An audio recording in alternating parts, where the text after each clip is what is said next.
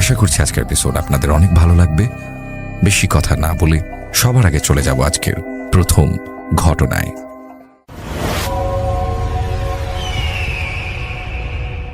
আসসালামু আলাইকুম, সকলকে স্বাগত জানাচ্ছি। আমি আফনান। আশা করি সবাই ভালো আছেন, সুস্থ আছেন। আজকে যেই স্টোরিটি আমি আপনাদের সাথে শেয়ার করতে যাচ্ছি, এই স্টোরিটি আমাকে দিয়েছে নড়াইল জেলার লোহাগাড়া উপজেলার লাহুরিয়া ইউনিয়নের আলামিন। এবং এই ঘটনাটি ঘটেছিল আলামিনেরই নানা, যার নাম ছিল আব্দুর রব মৃধা। উনি ওই মসজিদের একাধারে মুয়াজ্জিন এবং খাদেম উভয় দায়িত্বেই ছিলেন। তো তার সাথে যে ঘটনাটি ঘটেছিল, এখন সেই স্টোরিটি আমি আপনাদের সাথে শেয়ার করতে যাচ্ছি। আব্দুর রব মৃধা উনি একজন পেশায় কৃষক ছিলেন। ওনার বাসা হচ্ছে নড়াইল জেলার লোহাগাড়া উপজেলার শালনগর ইউনিয়নের মাকরাইল গ্রামে। এই মাকরাইল গ্রামে ওনার বসতি এবং অনেক আগে থেকে তিনি সেখানে বংশ পরম্পরায় বসবাস করছেন। ওনার কৃষি জমি, সেটি ওনার ভিটা থেকে 5 থেকে 7 কিলোমিটার দূরে। প্রতিদিন সেখানে তিনি যান এবং সেখানে ওনার যে 2টি গরু রয়েছে, এই গরু দিয়ে সেখানে চাষাবাদ করেন। যেহেতু বাসা থেকে 5 থেকে 7 কিলোমিটার দূরে ওনার জমি ছিল, এই জন্য উনি যে কাজটি করতেন সেটি হচ্ছে যে ফজরের আজানের ঠিক পরপরই উনি গরু এবং লাঙল নিয়ে এবং বা কৃষিকাজ রিলেটেড আনুষঙ্গিক জিনিসপত্র নিয়ে বের হয়ে যেতেন। সকালের আলো হতে না হতেই উনি ওনার জমিতে চলে যেতেন এবং চাষাবাদ শুরু করতেন এবং পরন্ত বিকেলে আবার ফিরে আসতেন। ওনার মতো কিন্তু আরও কৃষক ছিল, তারাও ঠিক আজানের পরপরই রওনা দিত এবং ভোরের আলো ফুটতে না ফুটতেই তারা তাদের জমিতে চলে এসে চাষাবাদ শুরু করে দিত। এমনই একটি রাতের ঘটনা। আলামিনের নানা আব্দুর রব মৃধা হঠাৎ রাতে ওনার ঘুম ভেঙে যায়। তিনি তখনও বুঝতে পারছিলেন না যে ফজরের আজান কি হয়েছে নাকি হয়নি। তখন আসলে তিনি ওইভাবে ঘড়ি দেখারও প্রয়োজন বোধ করেন নাই। তখন তিনি যে কাজটি করেন, তিনি ঘর থেকে বের হন। বের হয়ে ওনার যেই 2টি গরু রয়েছে, এই গরু নিয়ে এবং লাঙল নিয়ে উনি ওনার মাঠের দিকে রওনা দেন। ওই রাতটি ছিল জ্যোৎস্না রাত। জ্যোৎস্না রাতে ওনার পথ চলতে কোনো অসুবিধা হচ্ছিল না। প্রতিদিন যে যতটুকু সময় লাগে সেই সময়ের মধ্যে উনি ওনার ক্ষেতে পৌঁছে যান এবং পৌঁছেই উনি গরু দিয়ে হাল চাষ শুরু করেন। অনেকক্ষণ হয়ে যাচ্ছে যে হাল চাষ করছেন, কিন্তু সকাল হচ্ছে না। উনি ভাবছেন এমন তো কখনো হয় না, সাধারণত সকাল হওয়ার সাথে সাথেই তো চলে আসে, আজকে না হয় একটু তাড়াতাড়ি চলে আসছে, কিন্তু সকাল কেন হচ্ছে না। উনি এই জিনিসটি ভাবছেন এবং হাল চাষ করছেন। এবং উনি আরও চিন্তা করছেন যে এতক্ষণে তো কারো না কারো চলে আসার কথা এখানে, আরও কৃষকদের যাদের আশেপাশে জমি আছে, কিন্তু তারাও কেউ আসছে না। এদিকে সকালও হচ্ছে না। আসলে কি ফজরের আজান হয়েছে? উনি সেই চিন্তা করছিলেন। এমনই চিন্তা যখন করছেন, তখন হঠাৎ ওনার কানে একটি বাচ্চার কান্নার আওয়াজ ভেসে আসে। বাচ্চাটি কান্নাকাটি করছে। উনি চিন্তা করলেন যে কি ব্যাপার, বাচ্চা কান্নাকাটি করছে কোথায়? উনি তাকিয়ে দেখলেন যে ওনার ক্ষেতের পূর্ব দিকে যে আইল আছে, এই আইলের উপরে একজন মহিলা তার কোলে একটি বাচ্চা নিয়ে বসে আছে এবং ওই বাচ্চাটি কান্নাকাটি করছে। উনি চাঁদের আলোতে স্পষ্ট দেখতে পাচ্ছেন বাচ্চা এবং বাচ্চার মাকে। বাচ্চা কাঁদছে এবং বাচ্চার মা বাচ্চাকে সান্ত্বনা দিচ্ছে। ঠিক যেভাবে বাচ্চারা কান্নাকাটি করলে তাদের মা বাচ্চাদেরকে সান্ত্বনা দেয় এবং তাদেরকে থামানোর চেষ্টা করছে যে ও কাঁদো না, কেঁদো না, তোমার বাবা চলে আসবে, কান্নাকাটি করে না, এইরকম শব্দগুলো তারা ওই মহিলা ইউজ করছিল। আলামিনের নানা আব্দুর রব মৃধা অত্যন্ত সাহসী একজন মানুষ ছিলেন। তিনি বুঝতে পেরেছিলেন যে এত রাত্রে এখানে কিন্তু কোনো বাচ্চা সহ মহিলা আসার কথা নয়। নিশ্চয়ই এটি কোনো প্যারানর্মাল ঘটনা হবে। তিনি যে কাজটি করার চেষ্টা করেন সেটি হচ্ছে যে তিনি চিন্তা করেন যে এখান থেকে দ্রুত বের হয়ে যাই, আবার বাড়ির দিকে চলে যাই, এখন নিশ্চয়ই অনেক রাত, আমি ভুল করে চলে এসেছি। এই চিন্তা করে যখনই ওনার দুটি গরু নিয়ে মাঠ থেকে বের হওয়ার চেষ্টা করছেন, তিনি দেখলেন যে উনি যখন উত্তর পাশের আইল দিয়ে বের হওয়ার চেষ্টা করছেন, তিনি দেখলেন ওই উত্তর পাশের আইলেও ঠিক একজন মহিলা একটি বাচ্চাকে কোলে নিয়ে বসে আছে। সেই বাচ্চাটিও কান্নাকাটি করছে এবং ওই মহিলা একই রকমভাবে বলছে যে কেঁদো না, জাদু সোনা, তোমার আব্বু আসবে, এই ধরনের কথাবার্তা বলছে। তিনি দক্ষিণ দিকের আইল যেখানে আছে সেদিক দিয়ে বের হওয়ার চেষ্টা করলেন। তিনি দেখলেন দক্ষিণ দিকের আইলেও ঠিক একই রকমভাবে বাচ্চা কোলে নিয়ে একজন মহিলা বসে আছে। সেও ঠিক একই কথাই বলছে তার বাচ্চার সাথে। কিন্তু অদ্ভুত ব্যাপার হলো, পশ্চিম দিকের আইল এখানে কেউ ছিল না। কিন্তু সমস্যা হলো ওই দিক দিয়ে তিনি বের হতেও পারছিলেন না। জমির একটি ভৌগোলিক গঠনগত কারণে ওই দিক দিয়ে আসলে বের হয়ে আসাও সম্ভব না। তিনি এটাও লক্ষ্য করছিলেন যে তিনজন মহিলা বাচ্চা সহ যে বসে আছে তার জমির তিন দিকের আইলের উপরে, এরা কেউ মাঠের মধ্যে আসছে না। তিনি কিন্তু সিগারেট খাওয়ার সিগারেটে খুব আসক্ত ছিলেন। আসলে গ্রামের যারা কৃষক তারা আসলে সিগারেট খান না, আর যেটা খায় সেটা হলো বিড়ি। তিনি বিড়িতে খুব আসক্ত ছিলেন। ওনার কাছে এক প্যাকেট বিড়ি ছিল, ম্যাচও ছিল। উনি জানতেন যে আগুন জ্বালালে সাধারণত কেউ ক্ষতি করতে পারে না, এই টাইপের প্যারানর্মাল কোনো বিষয়গুলো তাদের ক্ষতি করতে পারে না। এই জন্য তিনি বিড়ি ধরান এবং একটার পর একটা বিড়ি টানতে থাকেন। একটা সময় পর বিড়িগুলো শেষ হয়ে যায়। তখন যেটি কাজটি করেন সেটি হচ্ছে, ওনার যেই দুটি গরু নিয়ে এসেছিলেন, এই দুটি গরুর গলায় যে রশি ছিল, সেই রশি দুটি তিনি এক হাতে ধরেন এবং জোরে জোরে দোয়া পড়তে থাকেন। কিছু সময় পর আজানের শব্দ ভেসে আসে দূর মসজিদের মাইক থেকে।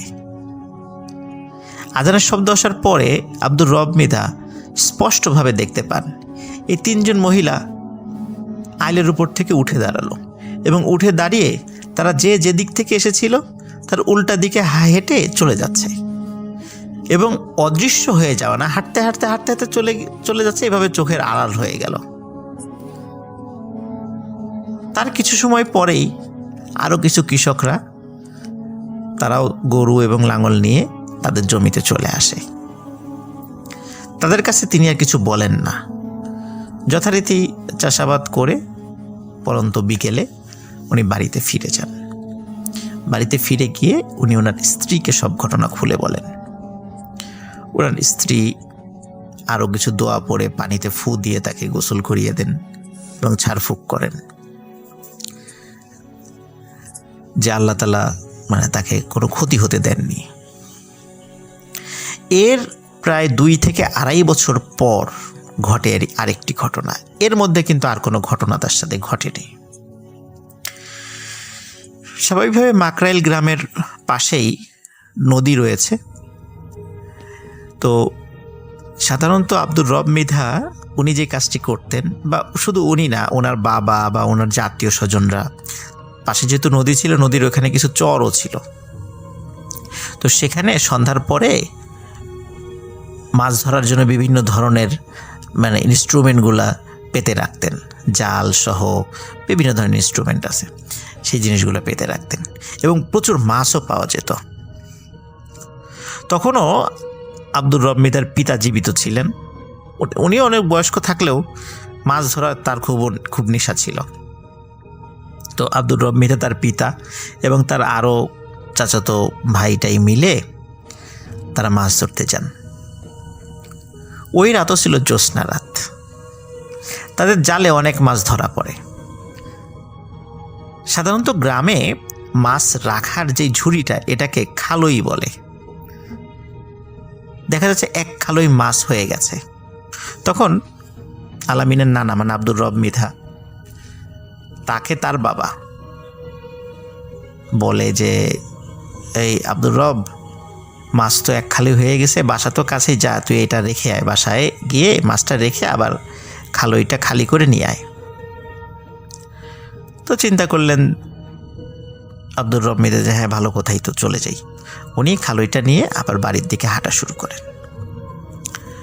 উনি যখন বাড়ির দিকে হাঁটা শুরু করেন, ওনার বাড়ির কাছাকাছি একটি বাগান রয়েছে। ওই বাগানটি পার হয়ে ওনার বাড়িতে আসতে হয়। যখন তিনি বাগানের মধ্যে প্রবেশ করেছেন, হঠাৎ করে পেছন থেকে কেউ বলছে, এই রবে, মাছগুলা দিয়ে যা। আসলে ওনার নাম আব্দুর রব থাকলেও গ্রামের মানুষজন তাকে রবে রবে বলতো, রব না বলে রবে বলতো। তো বলছে, এই রবে, মাছগুলো দিয়ে যা। তিনি প্রথম দিকে পাত্তা দেয় নাই, হয়তো তিনি চিন্তা করেছেন হয়তো বা শুনতে ভুল করছেন। তিনি হেঁটে যাচ্ছেন, আবার পেছন থেকে ধমক দিয়ে বলছে, এই রবে, তোকে না মাছগুলো দিতে বললাম, মাছ দিয়ে জানালে কিন্তু তোর ক্ষতি হবে। তিনি যে কাজটি করেন, তিনি মাছগুলো নিয়ে জোরে এক দৌড় লাগান। দৌড়াতে দৌড়াতে হঠাৎ উনি দেখতে পান 4-5টি ছায়া তাকে ঘিরে ধরেছে। তখন তিনি বুঝতে পারেন এবার আর তার নিস্তার নেই। ওনার যতক্ষণ জ্ঞান ছিল, পরবর্তীতে উনি যেটা বলেছেন যে উনি শুধু চিৎকার দিয়ে বলতে পেরেছিলেন, এই তোরা কে, কোথায় আসিস, আমাকে এরা ধরে নিয়ে যাচ্ছে। জাস্ট এতটুকুই উনি বলতে পেরেছিলেন। এদিকে ওই বাগানের পাশেই আরেকজনের বাড়ি ছিল। ওই ব্যক্তি এই শব্দটি শুনে ফেলে যে আব্দুর রব মৃধা উনি চিৎকার করে এই ধরনের কথা বলেছেন। ওনার নাম ছিল বদিউর রহমান। স্থানীয়ভাবে লোকজন তাকে বদিয়ার বলতো। তো এই বদিয়ার এই শব্দটি শুনে, যেহেতু তার বাড়ি কাছাকাছি ছিল, একদম কাছে ছিল, উনি দ্রুত টর্চ লাইট নিয়ে বের হয়ে আসেন। বের হয়ে এসে আব্দুর রবকে খুঁজতে থাকেন। তিনি কোথাও তাকে দেখতে পান না, কিন্তু যেহেতু চিৎকার করেছেন উনি এত রাত্রে, নিশ্চয়ই কোথাও না কোথাও তিনি আছেন। এই বদিয়ারও খুব সাহসী লোক ছিলেন। তিনি একাই আব্দুর রব মৃধাকে খোঁজার জন্য বের হলেন। যেহেতু নদী কাছেই ছিল, হঠাৎ করে উনি দেখতে পেলেন যে উনি যেদিক দিয়ে খুঁজতে যাচ্ছেন সেখানে একটি গামছা পড়ে আছে। উনি যেহেতু আব্দুর রব মৃধাকে খুব ভালো করে চিনতেন এবং আব্দুর রব মৃধা যে গামছাটি সবসময় সাথে রাখতেন সেই গামছাটিকেও চিনতেন, তিনি বুঝতে পারলেন যে আব্দুর রব মৃধার কোনো বিপদ হয়েছে, নাহলে গামছাটা এখানে পড়ে আছে কেন। তিনি দ্রুত নদীর দিকে আগাতে থাকলেন। নদীর কাছাকাছি যাওয়ার সাথে সাথে উনি এক ধরনের অদ্ভুত গোংরানির আওয়াজ শুনতে পান। তিনি দ্রুত নদীর কাছে গিয়ে দেখেন যে আব্দুর রব মৃধার পা দুটো উপরে এবং মাথা বালির মধ্যে ঢুকিয়ে রেখেছে এবং ওইখান থেকে গোংরানির আওয়াজ আসছে। ওনার দম বন্ধ হয়ে গেছে, হালকা হালকা নিঃশ্বাস ওই বালুর মধ্যে দিয়ে তার নাকে যাচ্ছে, এই জন্য উনি গোংরানির আওয়াজ করছেন। উনি দ্রুত সেখানে যান এবং সেখান থেকে আব্দুর রব মৃধাকে উদ্ধার করে নদীর পানি দিয়ে হাত মুখ ধোন। তিনি খুব অসুস্থ হয়ে পড়েছিলেন এবং আর 1-2 মিনিট পরে হয়তোবা বদিয়ার মিয়া গেলেই আব্দুর রব মৃধাকে মৃত অবস্থায় তাকে দেখতে পেতেন তিনি। যাই হোক, আল্লাহর অশেষ রহমতে আব্দুর রব মৃধা সেখান থেকে উদ্ধার হয় এবং তাকে ওই বদিয়ার আব্দুর রব মৃধার বাড়িতে নিয়ে যান। তখন আরও লোকজন সবাই এগিয়ে আসে যে কি হলো, কারা তাকে অ্যাটাক করেছিল। সবাই আসে, সে দেখে সেই খালইটা শূন্য পড়ে আছে, তার ভিতরে কোনো মাছ নেই, তবে ছড়িয়ে ছিটিয়ে অল্প কিছু মাছ রয়েছে। কোনোটার মাথা খাওয়া, কোনোটার পেট চিরে কোনো মাছ খেয়েছে, কোনোটার লেজ খাওয়া, এরকম কিছু কিছু মাছ চতুর্দিকে অল্প কিছু ছড়িয়ে আছে, আর অন্য কোনো মাছ নেই, শুধু খালইটা পড়ে আছে। এরপরে আব্দুর রব মৃধা দীর্ঘদিন অসুস্থ ছিলেন। তিনি এতটাই ভয় পেয়েছিলেন যে অনেক দিন অসুস্থ ছিলেন। আস্তে আস্তে আল্লাহ তাআলার অশেষ রহমতে তিনি সুস্থতা লাভ করেছেন।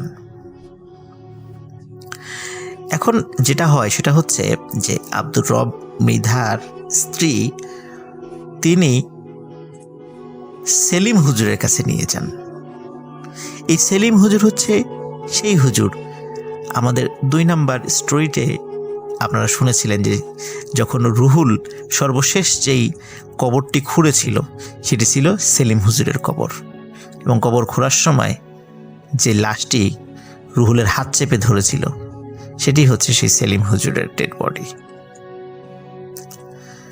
তো সেলিম হুজুরের কাছে নিয়ে যান। সেলিম হুজুর তাকে দেখেন, দেখে তিনি বলেন যে আসলে আপনি তো ধর্মকর্ম কিছু করেন না, আপনি যদি ধর্মীয় লাইনে চলে আসেন, 5 ওয়াক্ত সালাত আদায় করেন, কোরআন সুন্নাহ অনুযায়ী জীবনযাপন করেন, তাহলে আপনার সাথে যে সমস্যাগুলো হচ্ছে সেগুলো কিছুই হবে না। এবং আপনি রাত বিরেতে যেখানে চলাফেরা করেন না কেন, আল্লাহ চান তো আমি ইনশাল্লাহ ইনশিওর করছি যে আপনার কোনো সমস্যা হবে না, কিন্তু আপনাকে কথা দিতে হবে যে আপনি ধর্মের দিকে ফিরে আসবেন। আব্দুর রব মৃধা তিনি কথা দেন সেলিম হুজুরকে যে হ্যাঁ তিনি ফিরে আসবেন এবং সেলিম হুজুরের সাথেই তিনি উঠা বসা করবেন। তো সেলিম হুজুর উনি ধর্মকর্ম করতেন, উনি কোরআনে হাফিজ ছিলেন, মাওলানা ছিলেন, মাদ্রাসার মোহতামিম ছিলেন, বিভিন্ন জায়গায় যেতেন, ওয়াজ মাহফিল করতেন। তো ওনার সাথে থেকে থেকে আব্দুর রব মৃধাও কোরআন এবং সুন্নাহ বিষয়ক ব্যাপক পাণ্ডিত্য অর্জন করেন এবং মৌলিক যেই জ্ঞানগুলো সেগুলো আল্লাহ তাআলা তাকে অর্জন করার তৌফিক দান করেন ওই সেলিম হুজুরের ওসিলায়। আর ওই যে কবরস্থান যেটি ছিল, ওই কবরস্থানের পাশেই যে মসজিদটা ছিল, এই মসজিদেরই খতিব এবং পেশ ইমাম ছিলেন হচ্ছে সেলিম হুজুর। আর ওই মসজিদেরই মুয়াজ্জিন এবং খাদেমের দায়িত্ব দেয়া হয় এই আব্দুর রব মৃধাকে। খুব ভালোই চলছিল। এইভাবে কেটে যায় প্রায় 5 থেকে 7 বছর। সেলিম হুজুর একদিন হঠাৎ মারা যান। আর তার মৃত্যুর পরপরই কি ঘটনা ঘটেছিল কবরস্থানে সেটা আমরা দ্বিতীয় স্টোরিতে শুনেছি। সেলিম হুজুর মারা যাওয়ার পর আব্দুর রব মৃধাও খুব শোকে কাতর হয়ে পড়েন, কারণ এতদিন তার সাথে চলেছেন। খুব ভালো মানুষ ছিলেন সেই সেলিম হুজুর এবং খুব বুজুর্গ একজন মানুষও ছিলেন। যাই হোক, উনি যথারীতি ওই মসজিদেই আজান এবং মসজিদের খেদমতের দায়িত্ব পালন করে যাচ্ছিলেন। কোনো এক রাতে হঠাৎ আব্দুর রব মৃধা উনি ওনার পাশে থাকা যে অ্যালার্ম ঘড়িটি ছিল টেবিলের পাশে রাখা, মানে টেবিল ক্লক যেটাই, আবসা আলোতে রাতের বেলা দেখতে পান যে 5:05 বাজে। ফজরের আজান হচ্ছে 4:30টায় এবং নামাজ হওয়ার কথা ছিল হচ্ছে 5:15-তে। যেই না উনি দেখেছেন যে 5:05 বাজে, উনি লাফ দিয়ে উঠেছেন যে আরে জামাতের তো সময় হয়ে গেল, আজান তো দেয়া হয়নি, দ্রুত মসজিদে যেতে হবে। উনি দ্রুত উঠে অজু করেই জামা কাপড় পরে মসজিদের দিকে ছুটতে থাকেন। মসজিদের থেকে ওনার বাসার দূরত্ব বড়জোর 10 মিনিটের পথ ছিল। উনি দ্রুত মসজিদে যান। মসজিদে গিয়ে দেখেন মসজিদের দরজা বন্ধ। উনি চিন্তা করেন যে কি ব্যাপারে, একজন মুসল্লিও আসে নাই। উনি দরজা খুলে মসজিদের ভিতরে লাইট জ্বালান। ততদিনে কিন্তু ওই সমস্ত মসজিদগুলোতে সবগুলোতে ইলেকট্রিসিটি চলে আসছে, মাইকও আছে, মানে আধুনিক কিছু সরঞ্জামাদি মসজিদে ছিল, ইলেকট্রিসিটি, মাইক সব কিছু ছিল। তো উনি যখনই লাইট জ্বালিয়েছেন তিনি দেখেন ঘড়িতে মাত্র 12:15 বাজে। আসলে ওনার অ্যালার্ম ক্লকে যে সময়টি ছিল সেটি হচ্ছে 12:05। উনি বড় কাঁটাটি যখন 1-এর উপরে দেখেছে তখন উনি ঘুম থেকে উঠে হঠাৎ করে ওনার মনে হয়েছে এটা 5:05 বাজে, যার কারণে উনি এটি দেখতে ভুল করেছিলেন। তখন চিন্তা করলেন, যাক, যেহেতু ভুল হয়েই গেছে, তাহলে বাসায় চলে যায়, আরও কিছুক্ষণ ঘুমিয়ে তারপরে আবার চলে আসব। উনি মসজিদের লাইট বন্ধ করে, দরজা বন্ধ করে বের হয়ে যান।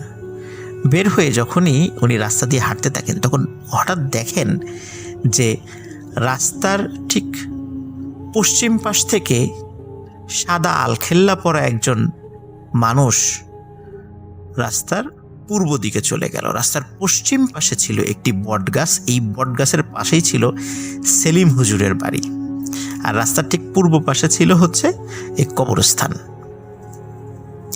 তো সেলিম হুজুরের বাড়ির ভেতর থেকে ওই বটগাছের নিচ দিয়ে একটি আলখেল্লা পরা একটা লম্বা একজন মানুষ, তিনি কবরস্থানের ভিতরে ঢুকে গেলেন। এই দৃশ্য যখনই তিনি দেখেছেন, তখন উনি মারাত্মক ভয় পেয়ে যান।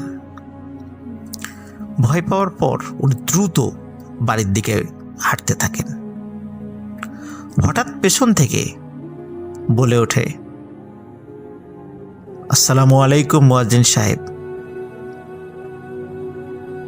মুয়াজ্জিন সাহেব আসসালামু আলাইকুম এই টাইপের শব্দ শুনে উনি আরও ভয় পান।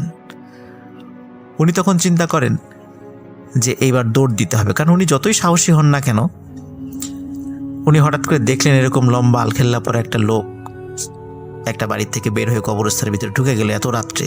গ্রামে তো এত রাত্রে কেউ কল্পনাই করা যায় না কেউ রাত্রে বাইরে থাকবে। তারপর আবার পেছন থেকে সালাম দিচ্ছে। উনি তো মারাত্মক ভয় পান।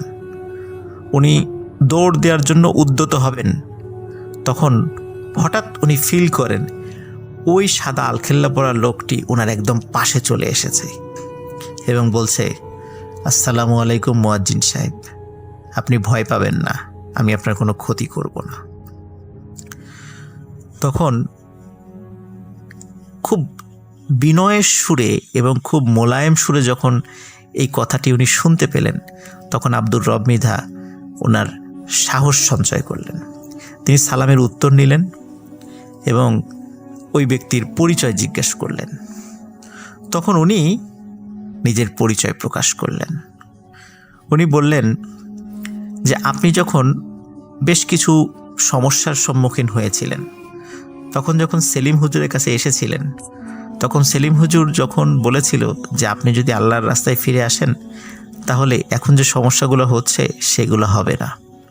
সেটি আসলে আমি সেলিম হুজুরকে প্রতিশ্রুতি দিয়েছিলাম যে হুজুর উনি যদি আল্লাহর রাস্তায় ফিরে আসে বা আল্লাহর রাস্তায় চলে আসে, তাহলে ওনার নিরাপত্তার দায়িত্ব আল্লাহ যতটুকু আমাকে তৌফিক দান করেন আমি দেখব সেটা। আর এটাও ওই আলখেল্লা পড়ার লোকটি বলছেন যে আমি হচ্ছে একজন জিন। সেলিম হুজুর যখন মাদ্রাসা থেকে হাফেজি পাশ করে, তখন থেকেই আমি সেলিম হুজুরের সাথে আছি এবং সেলিম হুজুরও জানে যে আমি তার সাথে থাকি। সেলিম হুজুর বিভিন্ন সময় বিভিন্ন মানুষের ট্রিটমেন্ট করেন। আমি আমার সাধ্য অনুযায়ী তাকে তার কাজে সাহায্য করার চেষ্টা করি। সেলিম হুজুর অনেক সময় কিছু দুষ্টু জিনেরও তদবির করেন, যার ফলে অনেক জিনও তার শত্রু হয়ে যায়, যার ফলে আমি তাকে পাহারা দেই যাতে অন্য কোনো জিনেরা তার ক্ষতি করতে না পারে। তো সেলিম হুজুরের সাথে আমি ছিলাম 20 বছর, আর আপনার সাথে আমি ছিলাম 7 বছর। সেলিম হুজুর যখন মারা যান, আমি তখন খুবই মনে কষ্ট পাই, কারণ ওনার কাছ থেকেও আমি অনেক কিছু শিখেছি। উনি আমার জন্য অনেক দোয়া করেছেন, আমিও তার জন্য দোয়া করেছি। কিন্তু উনি যেহেতু মারা গেছেন আর আপনি জীবিত আছেন, সুতরাং আপনার নিরাপত্তার দায়িত্ব কিন্তু আমার। আপনি কখনো ভয় পাবেন না, আমি ইনশাল্লাহ সবসময় আপনার সাথে থাকব।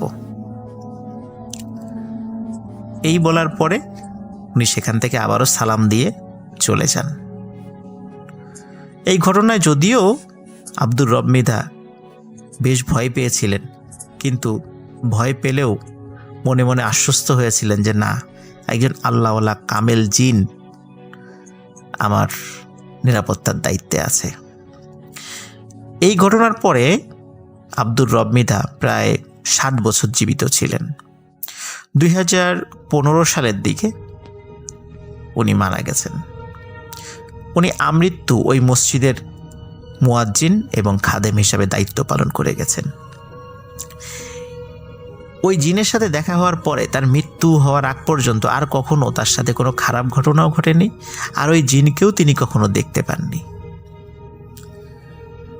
অদ্ভুত ব্যাপার হলো যে আব্দুর রব মৃধার যে পরিবার রয়েছে এখনও আজ পর্যন্ত তারাও কোনো খারাপ জিনিসও দেখেনি, কোনো ভালো জিনিসও এখনও দেখেনি, বিশেষ করে ওই জিনকেও সে দেখেনি। এখন কথা হচ্ছে প্রিয় লিসেনার্স, যে আব্দুর রব মৃধার সাথে কেন এই ঘটনাগুলো ঘটছিল।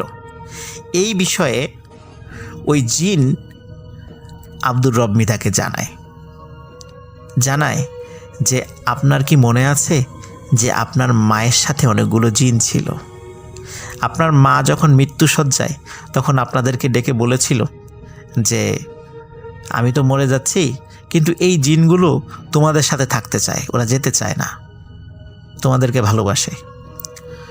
তখন আপনার অন্য সব ভাই বোন রাজি হলেও আপনি খুব তুচ্ছ তাচ্ছিল্য করেছিলেন, অনেক আজে বাজে কথা বলেছিলেন, এও বলেছিলেন যে ওদেরকে আর প্রয়োজন নাই, ওদেরকে বিদায় করে দাও, তুমি মরে যাও, তোমার সাথে সাথে ওদেরকেও নিয়ে যাও। এই ধরনের অনেক তুচ্ছ তাচ্ছিল্যমূলক কথা বলেছেন, যার কারণে ওই জিনগুলো আপনার প্রতি ক্ষিপ্ত ছিল। আপনি যতগুলো সমস্যায় পড়েছেন সবগুলোই ওদের দ্বারা সংগঠিত হয়েছে। আপনার ওদেরকে এভাবে তুচ্ছ তাচ্ছিল্য করে কথা বলা উচিত হয়নি। যেহেতু আমি আপনার সাথে ছিলাম, যার কারণে ওরা আপনাকে আর নতুন করে কোনো ক্ষতি করতে পারেনি। এইটাই ছিল আব্দুর রব মৃধার সাথে যে দুটো বড় বড় ঘটনা ঘটেছিল, বিশেষ করে জমিতে এবং উনি মাছ ধরার সময়। এটি ছিল সেই কারণ। প্রিয় লিসেনার্স, আব্দুর রব মৃধা উনি ইন্তেকাল করেছেন, আল্লাহ তাআলা তাকে জান্নাত নসিব করুক। সেলিম হুজুরকে আল্লাহ তাআলা জান্নাত নসিব করুক। আর ওই জিন এখন কোথায় আছে, কিভাবে আছে, বা আব্দুর রব মৃধার পরিবারের সাথেও আছে কিনা, এটা আমরা কেউ জানতে পারি নাই। এটি ছিল ঘটনা।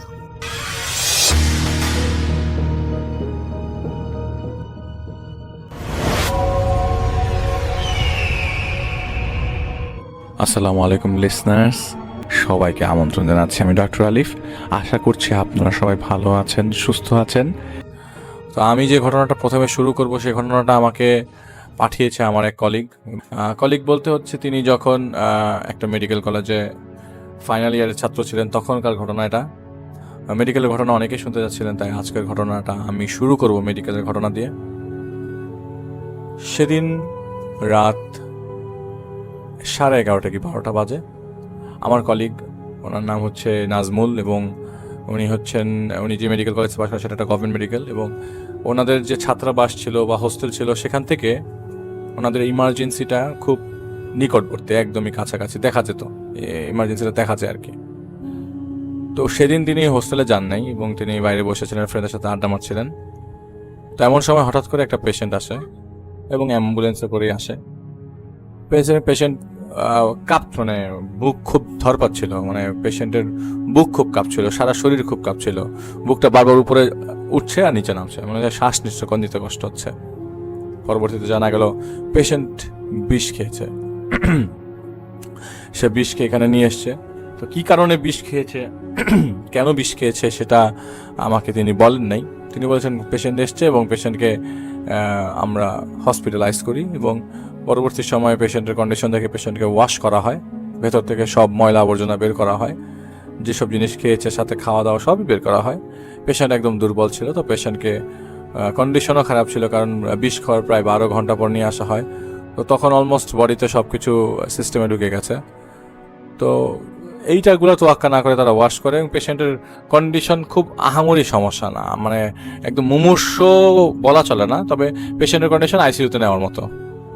তো আইসিইউতে যখন, আইসিইউ বলতে পেশেন্টকে কাছাকাছি একটা জায়গা, কাছাকাছি মানে আইসিইউর কাছাকাছি, মানে খুব কেয়ার, ইন্টেন্সিভ কেয়ারের মতোই, কিন্তু ভালো জায়গায় নেওয়া হয় আর কি। ডক্টররা সার্বক্ষণিক তত্ত্বাবধানে আছে, ওনাকে দেখছে কন্ডিশনটা। তো একটা পর্যায়ে যখন মানে ওয়ার্ডে রাউন্ড দিতে হয়, তো স্যারদের সাথে সাথে কন্ডিশন দেখার জন্য স্টুডেন্টদেরকে রাউন্ডে নিয়ে আসা। তো তিনি স্টুডেন্টের সাথে ছিল।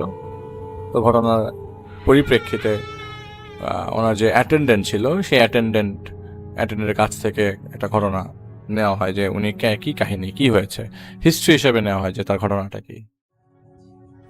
তখন যে অ্যাটেন্ডেন্ট ছিল, তখন সে অ্যাটেন্ডেন্ট বললো যে ওনার মেজর প্রবলেম হচ্ছে উনি কানের মধ্যে ওনাকে কে জানি ফিস ফিস করে কথা বলে, এবং ওনাকে করার সাথে কোনো ধরনের কথা বলতে দেয় না, কে জানি ওনার উপর ভর করেছে। তো সেই জিনিসটাই নাকি তাকে বিষ খাইয়েছে। তো এইটা জানার জন্য আর মানে এইটার শোনার পরে, ওনার পর কে জানি ভর করেছে, এটা শোনার পরে আমার এক কলিগ খুব ইন্টারেস্ট শো করে যে ওনার ঘটনাটা আসলে আমার একটু জানা দরকার, ওনার বাবা মার সাথে কথা বলা দরকার। ওনার অ্যাটেন্ডেন্ট তো আসলে এতটা বলতে পারবে না। তো ওনার বাবা মা, ওই পেশেন্টের বয়স হচ্ছে 27 বছর বয়স, এবং পেশেন্ট একজন মহিলা। তো পেশেন্টকে পরবর্তী সময়ে পেশেন্টের বাবা মার সাথে কথাবার্তা বলা হয় যে কি কাহিনী, কি ঘটনা, আমাদেরকে একটু বলা যায় কিনা। প্রথম এরকম হতো যে পেশেন্ট নাকি কোনোভাবেই পেশেন্টের গার্ডিয়ানদের সাথে বা বাবা মার সাথে ঠিক মতো কথা বলতো না, বিড় করে কথা বলতো সারাক্ষণ ঘরের ভিতরে, এবং মাথা উপর উঠিয়ে রাখতো সারাক্ষণ সিলিংয়ের উপরে। তো পরবর্তী সময় ওনাকে একজন ডাক্তারের কাছে নিয়ে যাওয়া হয়, বা ডাক্তার বলে যে তুমি, মানে ডাক্তার ওষুধ দেয় তাকে ঠিক করবার জন্য। তো ওষুধে কোনো ধরনের কাজ হয় না, তো সারাক্ষণ উপরের দিকে তাকিয়ে থাকে, সিলিংয়ের দিকে তাকিয়ে থাকে। তো তার বাবা একদিন তাকে জিজ্ঞেস করেছিল যে তুমি সিলিংয়ের দিকে তাকায় থাকো কেন? তো ওই মেয়েটা বলেছিল যে বাবা দেখো আমার দিকে ও তাকায় আছে, ওই দেখো অপলক দৃষ্টিতে আমার দিকে তাকিয়ে আছে। তো বাবা মা সবতে খুব ভয় পেয়ে যায়, কাহিনী কি। এরকম একটা দিন, পরের দিন বলতে হচ্ছে ওই ঘটনার পরবর্তী সময় যখন নজরে আসে যে মেয়ের কন্ডিশনটা, বিড়বিড়ের লেভেলটা বেড়ে যায়, হঠাৎ মেয়েটা খাটের মধ্যে দাঁড়িয়ে যায়, চুপ করে মাথাটা বাকি উপরের দিকে তাকিয়ে থাকে। তো বাবা মা আবার বেডে শোয়ায়, মাথা পানি দেয়, মাথা ঠান্ডা করার ট্রাই করে, কি ঘটনা মা বলো, কি ঘটনা। তো মেয়ের একটাই কথা যে ওই দেখো আমার দিকে তাকিয়ে আছে, ওই দেখো আমার দিকে তাকিয়ে হাসছে। মেয়ে সারাক্ষণ একই কথা বলে। পরবর্তী সময় এক বুজুর্গ আলেমের কাছে নিয়ে যাওয়া হয়, এবং সেই আলেম হচ্ছে চিটাগং থাকে, তার বাড়িতে চিটাগংয়ে তার বাসায় নিজ বাসভবনে নিয়ে যাওয়া হয়, এবং সেইখানে ওই আলেমের সাথে কথোপকথনের মাধ্যমে জানা যায় যে মেয়েটাকে একটা জিন মেয়েটার উপর ভর করেছে, এবং এই জিনটা খুবই খারাপ জিন। আপনারা জানেন যে আমাদের আশপাশে যার যেসব জিন আছে, মোটামুটি 4-5 ধরনের জিন আছে, এর মধ্যে সবচেয়ে খারাপ আছে ইফরিত। তো ওনাকে যে জিন ভর করেছে, সেই জিন খুবই শক্তিশালী, সেই জিন এক জায়গা থেকে আরেক জায়গায় চলে যেতে পারে, এবং ওই জিন মাঝে মধ্যে বেশ ধরে মেয়ের সামনে আসতো, এবং ওই আলেম ওই জিনের সাথে যখন কথা বলতে যায় তখন ওই জিন ওই মেয়ের বডিতে আর আসে না। তো আসে না, কোনো সলিউশনও পাচ্ছে না। মেয়েটাকে ঠিক করবে কিভাবে ঠিক করবে, কেউ সলিউশন দিতে পারছে না, কারো কাছে কোনো ধরনের সলিউশন নাই। বাবা মারা খুব হতাশ হয়ে যায়। তো এক পর্যায়ে ছেড়ে দেয়, মেয়ের কন্ডিশনটা গেছে এটা তো বুঝাই যাইতেছে, তো ইন্ডিয়ায় নিয়ে যাওয়া যায় কিনা। ওনারা চট্টগ্রামের ওই বুজুর্গ আদমি থেকে ইন্ডিয়াতে আরেকজন জিন তাড়ানোর হুজুরের কাছে যায়। তো জিন তাড়ানোর হুজুরের কাছে যাওয়ার পরে ওই জিন তাড়ানোর হুজুর মোটামুটি একটা চ্যালেঞ্জ ছুড়ে দেয় যে এই জিনটা তার উপর ভর করেছিল। তো যখন ইন্ডিয়াতে নিয়ে যাওয়া হয়, মেয়ে তখন কমপ্লিটলি সুস্থ, কোনো ধরনের মুভমেন্ট নাই, কোনো ধরনের অ্যাগ্রেসিভ মুভমেন্ট নাই, কোনো অকওয়ার্ড মুভমেন্ট নাই। তো ওইখানের যে হুজুর ছিল, যে হুজুরটা মেয়েটাকে দেখছিল, হুজুর বলেছে যে না, এই জিনটা তার সাথে আসে নাই, সো আপনারা এটা নিয়ে কথা হচ্ছে যে ওনার উপরে একটা জিন ভর করে, কিন্তু গেলে আবার ভর করবে। এখন আমার সামনে তো জিনটা আসছে না, এবং আমি অনেক চেষ্টা করছি। ওই হুজুর নাকি চেষ্টা করতে করতে তার নাক দিয়ে রক্ত বেরিয়ে গেছে একটা পর্যায়ে, তারপরে ওই জিনকে টেনে নিয়ে আসতে পারে না। পরবর্তী সময়ে ওই জিনটা ওই মেয়েটার শরীরে আবারও বাংলাদেশ আসার পর ভর করে, এবং যতদিন পর্যন্ত ইন্ডিয়াতে ছিল মেয়েটা ভালো ছিল, সুস্থ ছিল। বাংলাদেশ আসার পর আবারও মেয়েটা খারাপ হয়ে যায়। বাংলাদেশে আসার পর খারাপের অবস্থা তখন চূড়ান্ত এমন যে ওই মেয়েটাকে ওই জিনটা খাটের উপর থেকে ফেলে দিত। এখন মেয়েটাকে কষ্ট দেওয়া, টর্চার করা শুরু হয়েছে। মেয়েটার মুখের মধ্যে গ্লাস ছুঁড়ে মারতেছে, হঠাৎ করে মুখের মধ্যে কোথাতে গ্লাস এসে লাগতেছে, হাত থেকে গ্লাস পড়ে যাচ্ছে। মেয়েটার পায়ের মধ্যে গ্লাস বিচ্ছে, হঠাৎ করে রুমের মধ্যে কিছু একটা আছে পায়ের মধ্যে বিঁধে গেল।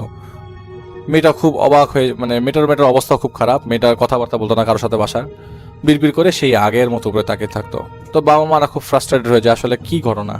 তার মেয়ের সাথে আসলে ঘটনাটা কি ঘটছে, এরকম কেন হচ্ছে, এরকম হবার তো কথা না। তার আদরের মেয়ে এবং তার দুই ছেলেই বাংলাদেশের বাইরে থাকে, মিডল ইস্টের একটা কান্ট্রিতে জব করে আর কি।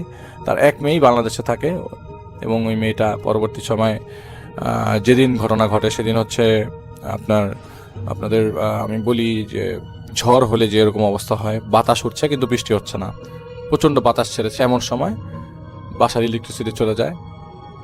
ওনার মা ওনার বাসায় ওনার রুমে ঢুকে হচ্ছে কমলা কেটে খাওয়াই দিবে, এরকম আর কি। কমলা ছিলে মেয়ের রুমে আসছে, মেয়েকে খাইয়ে দিবে, খুব সিম্পল অবস্থা। হঠাৎ করে মেয়ের মাকে ওই মেয়েটা গলা চিপে বসে, গলা চিপ দিয়ে ধরে মেয়ের মার সামনে মেয়েটা এক বোতল বিষ খায়। এবং ওই বিষটা কোথা থেকে এসে কেউ জানে না। এবং ওই মেয়ে এমনও না যে বাইরে গিয়েছিল বা কিছু একটা, বাইরে থেকে কেউ কিছু আইনেও দেয় নাই মেয়েটাকে, মেয়েটাও বাইরে থেকে কিছু নিয়ে আসে না, কিন্তু মেয়েটা তার মার গলা টিপ দিয়ে বসে এবং একটা পর্যায়ে মেয়ের মার সামনে মেয়েটা বিষ খায়। বিষ খাওয়ার পরে মেয়ের মা অজ্ঞান হয়ে যায়। মেয়ের বাবা আসার পরে দেখে যে মেয়ের বাবা রাত করে আসে, কারণ মেয়ের বাবা ঢাকায় ছিল। ঢাকার থেকে যখন গ্রামের বাড়ি মানে যেই জায়গায় ঘটনা সেই জায়গায় যাওয়ার পরে দেখে যে মেয়ের মা দুইজনই বিছানায় পড়া। মেয়ের মার অবস্থা ভালো না। তো পরবর্তী সময় মেয়ের মাকে নর্মাল করা হয়, কিন্তু মেয়ের মাকে রেখে যে কন্ডিশনটা খারাপ সবচেয়ে, যে মুখ দিয়ে ফেনা বেরিয়ে গেছে, নাক মুখ দিয়ে রক্ত বেরিয়ে গেছে, মেয়েকে নিয়ে হাসপাতালে নিয়ে আসা হয়।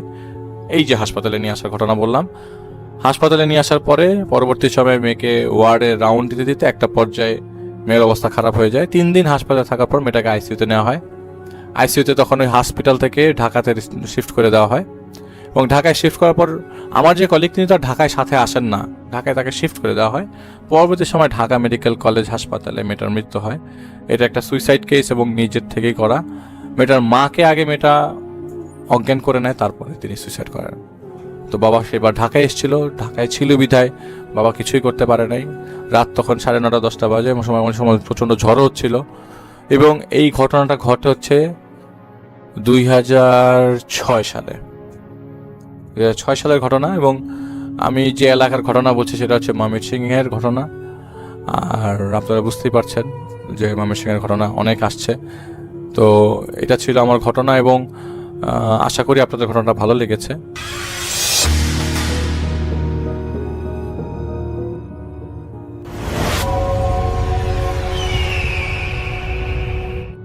আসসালামু আলাইকুম, আপনাদের সবাইকে সাদর আমন্ত্রণ জানাচ্ছি। আমি আহমেদ বাবু। কেমন আছেন আপনারা? আশা করি সবাই ভালো আছেন। আমি আল্লাহর মধ্যে ভালো আছি, আলহামদুলিল্লাহ। এই ঘটনাটি আমাদের কাছে শেয়ার করেছেন প্রত্যয়, ঢাকার এসকাটন থেকে। আর প্রত্যয় তার ছোট মামা সাগরের সাথে ঘটা একটি ঘটনা শেয়ার করেছেন। ঘটনাটি 90 দশকের শেষের দিকে ঘটা, মানে 99 2000 এরকম একটা সময়। প্রত্যয়ের মামা তখন তার পড়াশোনা শেষ করেছেন, প্রত্যয়দের বাসায় কিছুদিন ছিলেন, কিন্তু তার মানে চলাফেরাটা একটু এলোমেলো ছিল। বন্ধুদের সাথে সারাদিন আড্ডা দিতেন এবং চাকরি খুঁজতেন, বিভিন্ন কাজে ব্যস্ত থাকতেন। এই জন্য তার রাত হয়ে যেত বাসায় আসতে। তো প্রত্যয়ের বাবা আবার খুব স্ট্রিক্ট, এই জন্য তিনি চিন্তা করলেন তিনি একটা বাসা ভাড়া নেবেন। তো তিনি বাসা খুঁজছিলেন, তার বন্ধুরা আর তিনি কয়েকজন মিলেই বাসা খুঁজছিলেন। তো খুঁজতে খুঁজতে শেষ পর্যন্ত শান্তিনগরের কোনো একটা জায়গায় তিনি একটা চিলে কোঠা ভাড়া পেলেন। তার যে বাজেট সবকিছু মিলায় আর কি, তখনও চাকরি পান নাই। এই অবস্থায় তিনি একটা বাসা পেলেন শান্তিনগরে একটা চিলে কোঠায়, 4 তলা বিল্ডিং এর ওপরে, আর বেশ ভিতরে, মানে গলি গালার ভেতর দিয়ে হাঁটতে হাঁটতে যেতে হয় সেখানে। তো শান্তিনগরে নেওয়ার কারণ হচ্ছে যে তার বন্ধু বান্ধব বেশিরভাগ থাকতো মতিঝিলে আর কাকরাইল এলাকায়। তো তাদের সাথে আড্ডা দিতে তার সুবিধা হতো, মানে একসাথে তার আড্ডা দিতে। এবং তিনি কিছু মাত্র মিউজিক প্র্যাকটিস করতেন বন্ধুদের সাথে। তো এই কারণে তার ওইটাই ভালো মনে হলো। আর এই বাসাটা মোটামুটি তিনি বেশ একটা বাজেট রেঞ্জে পেয়ে গেছিলেন। বাসা বলাটা ভুল হবে, এটা একটা চিলে কোঠা, মানে এখানে একটা রুম ছাদের উপরে করা, সাথে একটা বাথরুম আর একটা ছোট্ট কিচেনের মতো আছে। তো এটাতে হয়ে যায়, সাগর সাহেবের হয়ে যায়। তো তিনি বেশ পছন্দ করলেন, বাড়িওয়ালার সাথে কথা বললেন, বাড়িওয়ালা তার ব্যাকগ্রাউন্ড নিয়ে কথা বললো। তো তিনি বললেন যে হ্যাঁ তিনি কোন ফ্যামিলি ইত্যাদি ইত্যাদি সবকিছু পরিচয় দেওয়ার পরে বাড়িওয়ালা তাকে ভাড়া দিয়ে দিলেন। তো প্রত্যয়ের মামা বাসার অ্যাডভান্স দেওয়ার পর নিজে একটু রিলিফড হলেন মানসিকভাবে, যে তিনি এখন বাসা নিয়ে ফেলছেন। তো নিজে এখন তিনি কখন বাসায় আসলেন, কি করলেন সব নিজেই বুঝবেন। বাড়িওয়ালাকে একটু বলছেন যে আমার মাঝে মাঝে বাসায় আসতে রাত হয়, কারণ বোনের বাসা খাওয়া দাওয়া করে আসবো, তো অনেক সময় রাত হয়ে যেতে পারে, আবার আমি টিউশনই করাই। তো বাড়িওয়ালা বললেন আচ্ছা ঠিক আছে, অসুবিধা নাই, আমি বলে রাখবো, দারোয়ানকে একটু বলে যাবেন যেদিন রাতে আসবেন।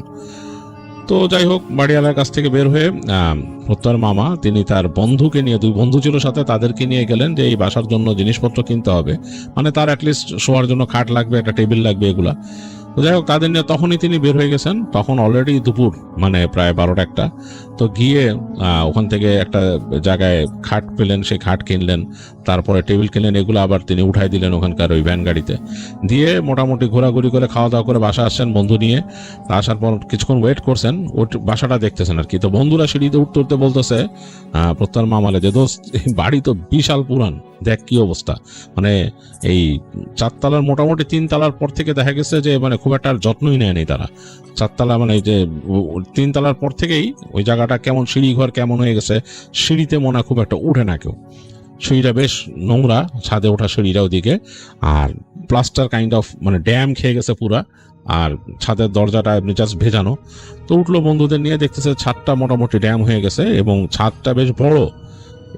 একটা কোনায়, ডান দিকে একটা কোনায় হচ্ছে সে চিলে কোঠা, এবং সে চিলে কোঠাটা আগেও দেখছে, প্রত্যয় দেখেই তো এটা পছন্দ করছে। তো ঢুকলো, ঢোকার পর ভেতরে কেমন একটা ব্যবসা টাইপের আবহ, না কেউ থাকতেছে না, খালি, পুরা খালি। দেখলো যে একটু মাকড়সার জাল টাল হয়েছে। আর বাসার পেছন দিকে গেল বন্ধুদের নিয়ে, যে দেখলো যে ওখানে গাছ, 3টা কাঁঠাল গাছ আর 2টা নারকেল গাছ, এবং বেশ উঁচু উঁচু। ওই কাঁঠাল গাছের বেশ অংশগুলো ছাদের উপর এসে পড়ছে, নারকেল গাছগুলোও এখানে এসে গেছে। নারকেল গাছগুলো ওই 4 তলার ছাদ ছাড়া উঠে গেছে বেশ উপরে, কেমন জানি ঝোপালো টাইপের, নারকেলও ধরে আছে। তো বন্ধুরা বললো, আরে এখানে দাঁড়াবি, দাঁড়ায় নারকেল পাড়বি আর খাবি, বেড়া কি চিন্তা, অসুবিধা নেই, আর আমরা কেউ আইলে আড্ডা দেবো এখানে বসে। তো বন্ধুদের বললো, আচ্ছা দেখা যাক, দেখ কি অবস্থা। বলে, কি দোষ, কেমন জানি ছাদটা একটু কেমন জানি মনে হয় যে কেমন ভুতুড়ে টাইপের। তো তখন সাগর তিনিও মনে করলেন যে জায়গাটা জানি একটু কেমন, তার কাছে একটু গা কাটা দেওয়া লাগলো। তার বন্ধু বললো যে, রাত্রেবেলা তোর ভয় লাগলো না তো একা থাকতে? আরে বেটা, রাইতে আর কি, আমি তো আইসা ঘুমামো রাত্রে, আর কি চিন্তা, এখানে অসুবিধা নাই। তো যাই হোক, তারা ওখানে কিছুক্ষণ গল্প গুজব করতে করতে একসময় তাদের ওই মানুষ নিয়ে আসলো খাটটাট, ওগুলো নিয়ে বাসায় এই 3 বন্ধু মিলে সেট আপ করলেন। করার পর সব কিছু গোছায় দিলেন, পরিষ্কার পরিচ্ছন্ন করলেন বন্ধুরা মিলে। তো মোটামুটি একটা থাকার এনভায়রনমেন্ট তৈরি হলো। হওয়ার পর তিনি বের হয়ে গেলেন বন্ধুদের নিয়ে, যে তাদের মতো ওই যে খাওয়া দাওয়া, ঘোরাফেরা, তাদের আড্ডা সবকিছু করলেন। করতে করতে রাত হয়ে গেছে। তার মামা মাঝে মাঝে ওই তাদের ফ্রেন্ডদের একটা ব্যান্ড ছিল, সেখানে গান গাইতেন আর কি। তো ওইখানেও গেছিলেন। তখন তো ফিরতে ফিরতে রাত হয়ে গেছে, বেশ রাত। তো তিনি আর তার এক বন্ধু আসতেছিলেন। তো তারা পুরান ঢাকার এক জায়গায় বসে রাত্রেবেলা খাওয়া দাওয়া করলেন হোটেলে। খেয়ে তিনি বাসার দিকে আসা শুরু করলেন। তো এইদিকে তো আর রাত্রেবেলা আসেন নাই, পুরা শুনশান রাস্তা, নীরব হয়ে গেছে রাত্রেবেলা। রিক্সা যখন ঢুকলো শান্তিনগরে, যেই গলি দিয়ে আসতেছেন ওই গলিও মানে একদম নীরব, মানে খাখা করতেছে। রাত্রে আর কোনো রিক্সা বা কিচ্ছু নাই। তো ওইভাবে ঘুরতে ঘুরতে ওই বাসার সামনে আসলো। ওনার একটা চিনতে কষ্ট হচ্ছিল, একটা এরকম গলি দিয়ে সোজা আসতে হয়। তো ওদের গলির মাথায় এসে যখন রিক্সা থেকে তিনি নামলেন, দেখতেছেন কেমন জানি একটা মানে পরিবেশ, মানে মনে হচ্ছে যে একদম গ্রামের ভেতরে যেরকম থাকে সেরকম, ঝিঝি পোকা ডাকতেছে এরকম। যাই হোক, তো রিক্সাওয়ালাকে তিনি বিদায় দিলেন। তো রিক্সাওয়ালা চলে গেল। তো রিক্সাওয়ালা যখন চলে গেল, সাগরের কাছে মনে হচ্ছে যে তিনি সম্পূর্ণ একাই জায়গায়। তো গেটের সামনে দাঁড়ায় ছিলেন, তো গেটের কাছে গেলেন, গিয়ে তিনি গেটটা হালকা করে নক করলেন। ঠক ঠক ঠক ঠক করে, লোহার গেট, এরকম 2 পাল্লার একটা গেট, ঠক ঠক করে নক করলেন। দেখলেন কোনো সাড়া শব্দ নাই, বাট তার এই নকটা অনেক জোরে মনে হলো। তো সাগর একটু মানে অস্বস্তিতে পড়ছেন। তিনি আস্তে করে তাকায়, তার হাতে ঘড়ি ছিল, ঘড়ির দিকে তাকাইলেন। তাকায় ভালো মতন দেখতেছেন রেডিয়ামের কাঁটাটা ভালো মতো বোঝা হচ্ছে না রাত্রে। তো এরপর তিনি খেয়াল করলেন যে প্রায় 1টা বাজে। তো চিন্তা করলেন, হায় রে, বাড়িওয়ালা কি মনে করবে, প্রথম দিনই আমি 1টার সময় বাড়ি ফিরতেছি। তো এই দরজাটা আবার নক করবেন কিনা চিন্তা করতেছেন। তো এই সময় দেখলেন দরজার ওই পাশে হাঁটে আসার শব্দ হচ্ছে। হ্যাঁ, কেউ একজন হেঁটে আসতেছে, স্যান্ডেলের শব্দ, থপ থপ থপ থপ করে হেঁটে আসতেছে। তো সাগর খুব লজ্জিত বোধ করতেছে আর কি।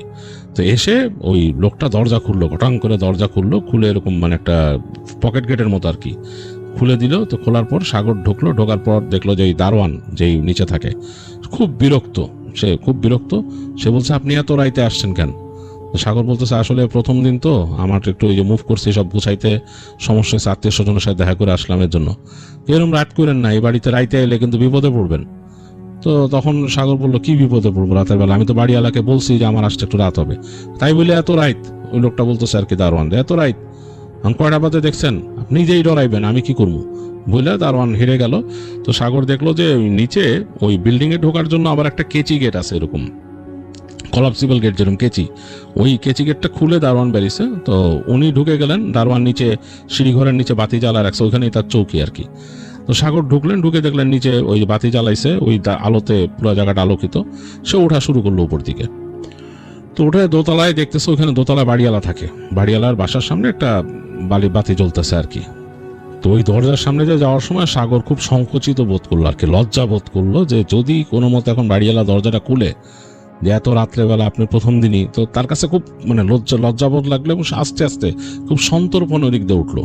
উঠে সে এরকম উঠতেছে, তো তৃতীয় তলায় যে দেখলো বাতি নাই, মানে তৃতীয় তলাতে উঠতেছে তখন দেখলো আলো নাই উপরে, মানে ওই বাসার মানুষ 3 তলায় যারা থাকে তারা বাতি নিভাই দিছে।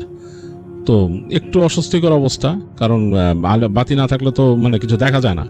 তো 2 তলার আলো যতটুকু উঠতেছে সেটাতে ওই 2 তলার উপরের ল্যান্ডিং দেখা যায় বা হালকা আলোকিত হয়ে আছে 3 তলার ওই জায়গাটা, কিন্তু বেশ একটু অন্যরকম, মানে অন্ধকার আর কি।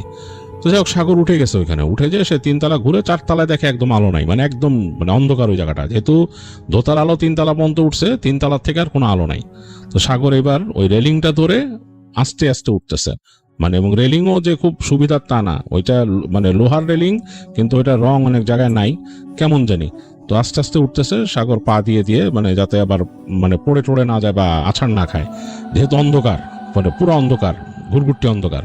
3 তলার পরে উপরের আলো একটু নামতেছে, উপর থেকে ওই যে সিঁড়িঘরের মনে হয় দরজাটা মনে ফাঁক করা, সেই যে ছাদের আলো সেইটা ওইখান থেকে হালকা আলো ওইখানে এসে পড়তেছে এরকম, মানে এই অন্ধকারের মধ্যে খুব সামান্য আলোকিত হচ্ছে 3 তলার পরে।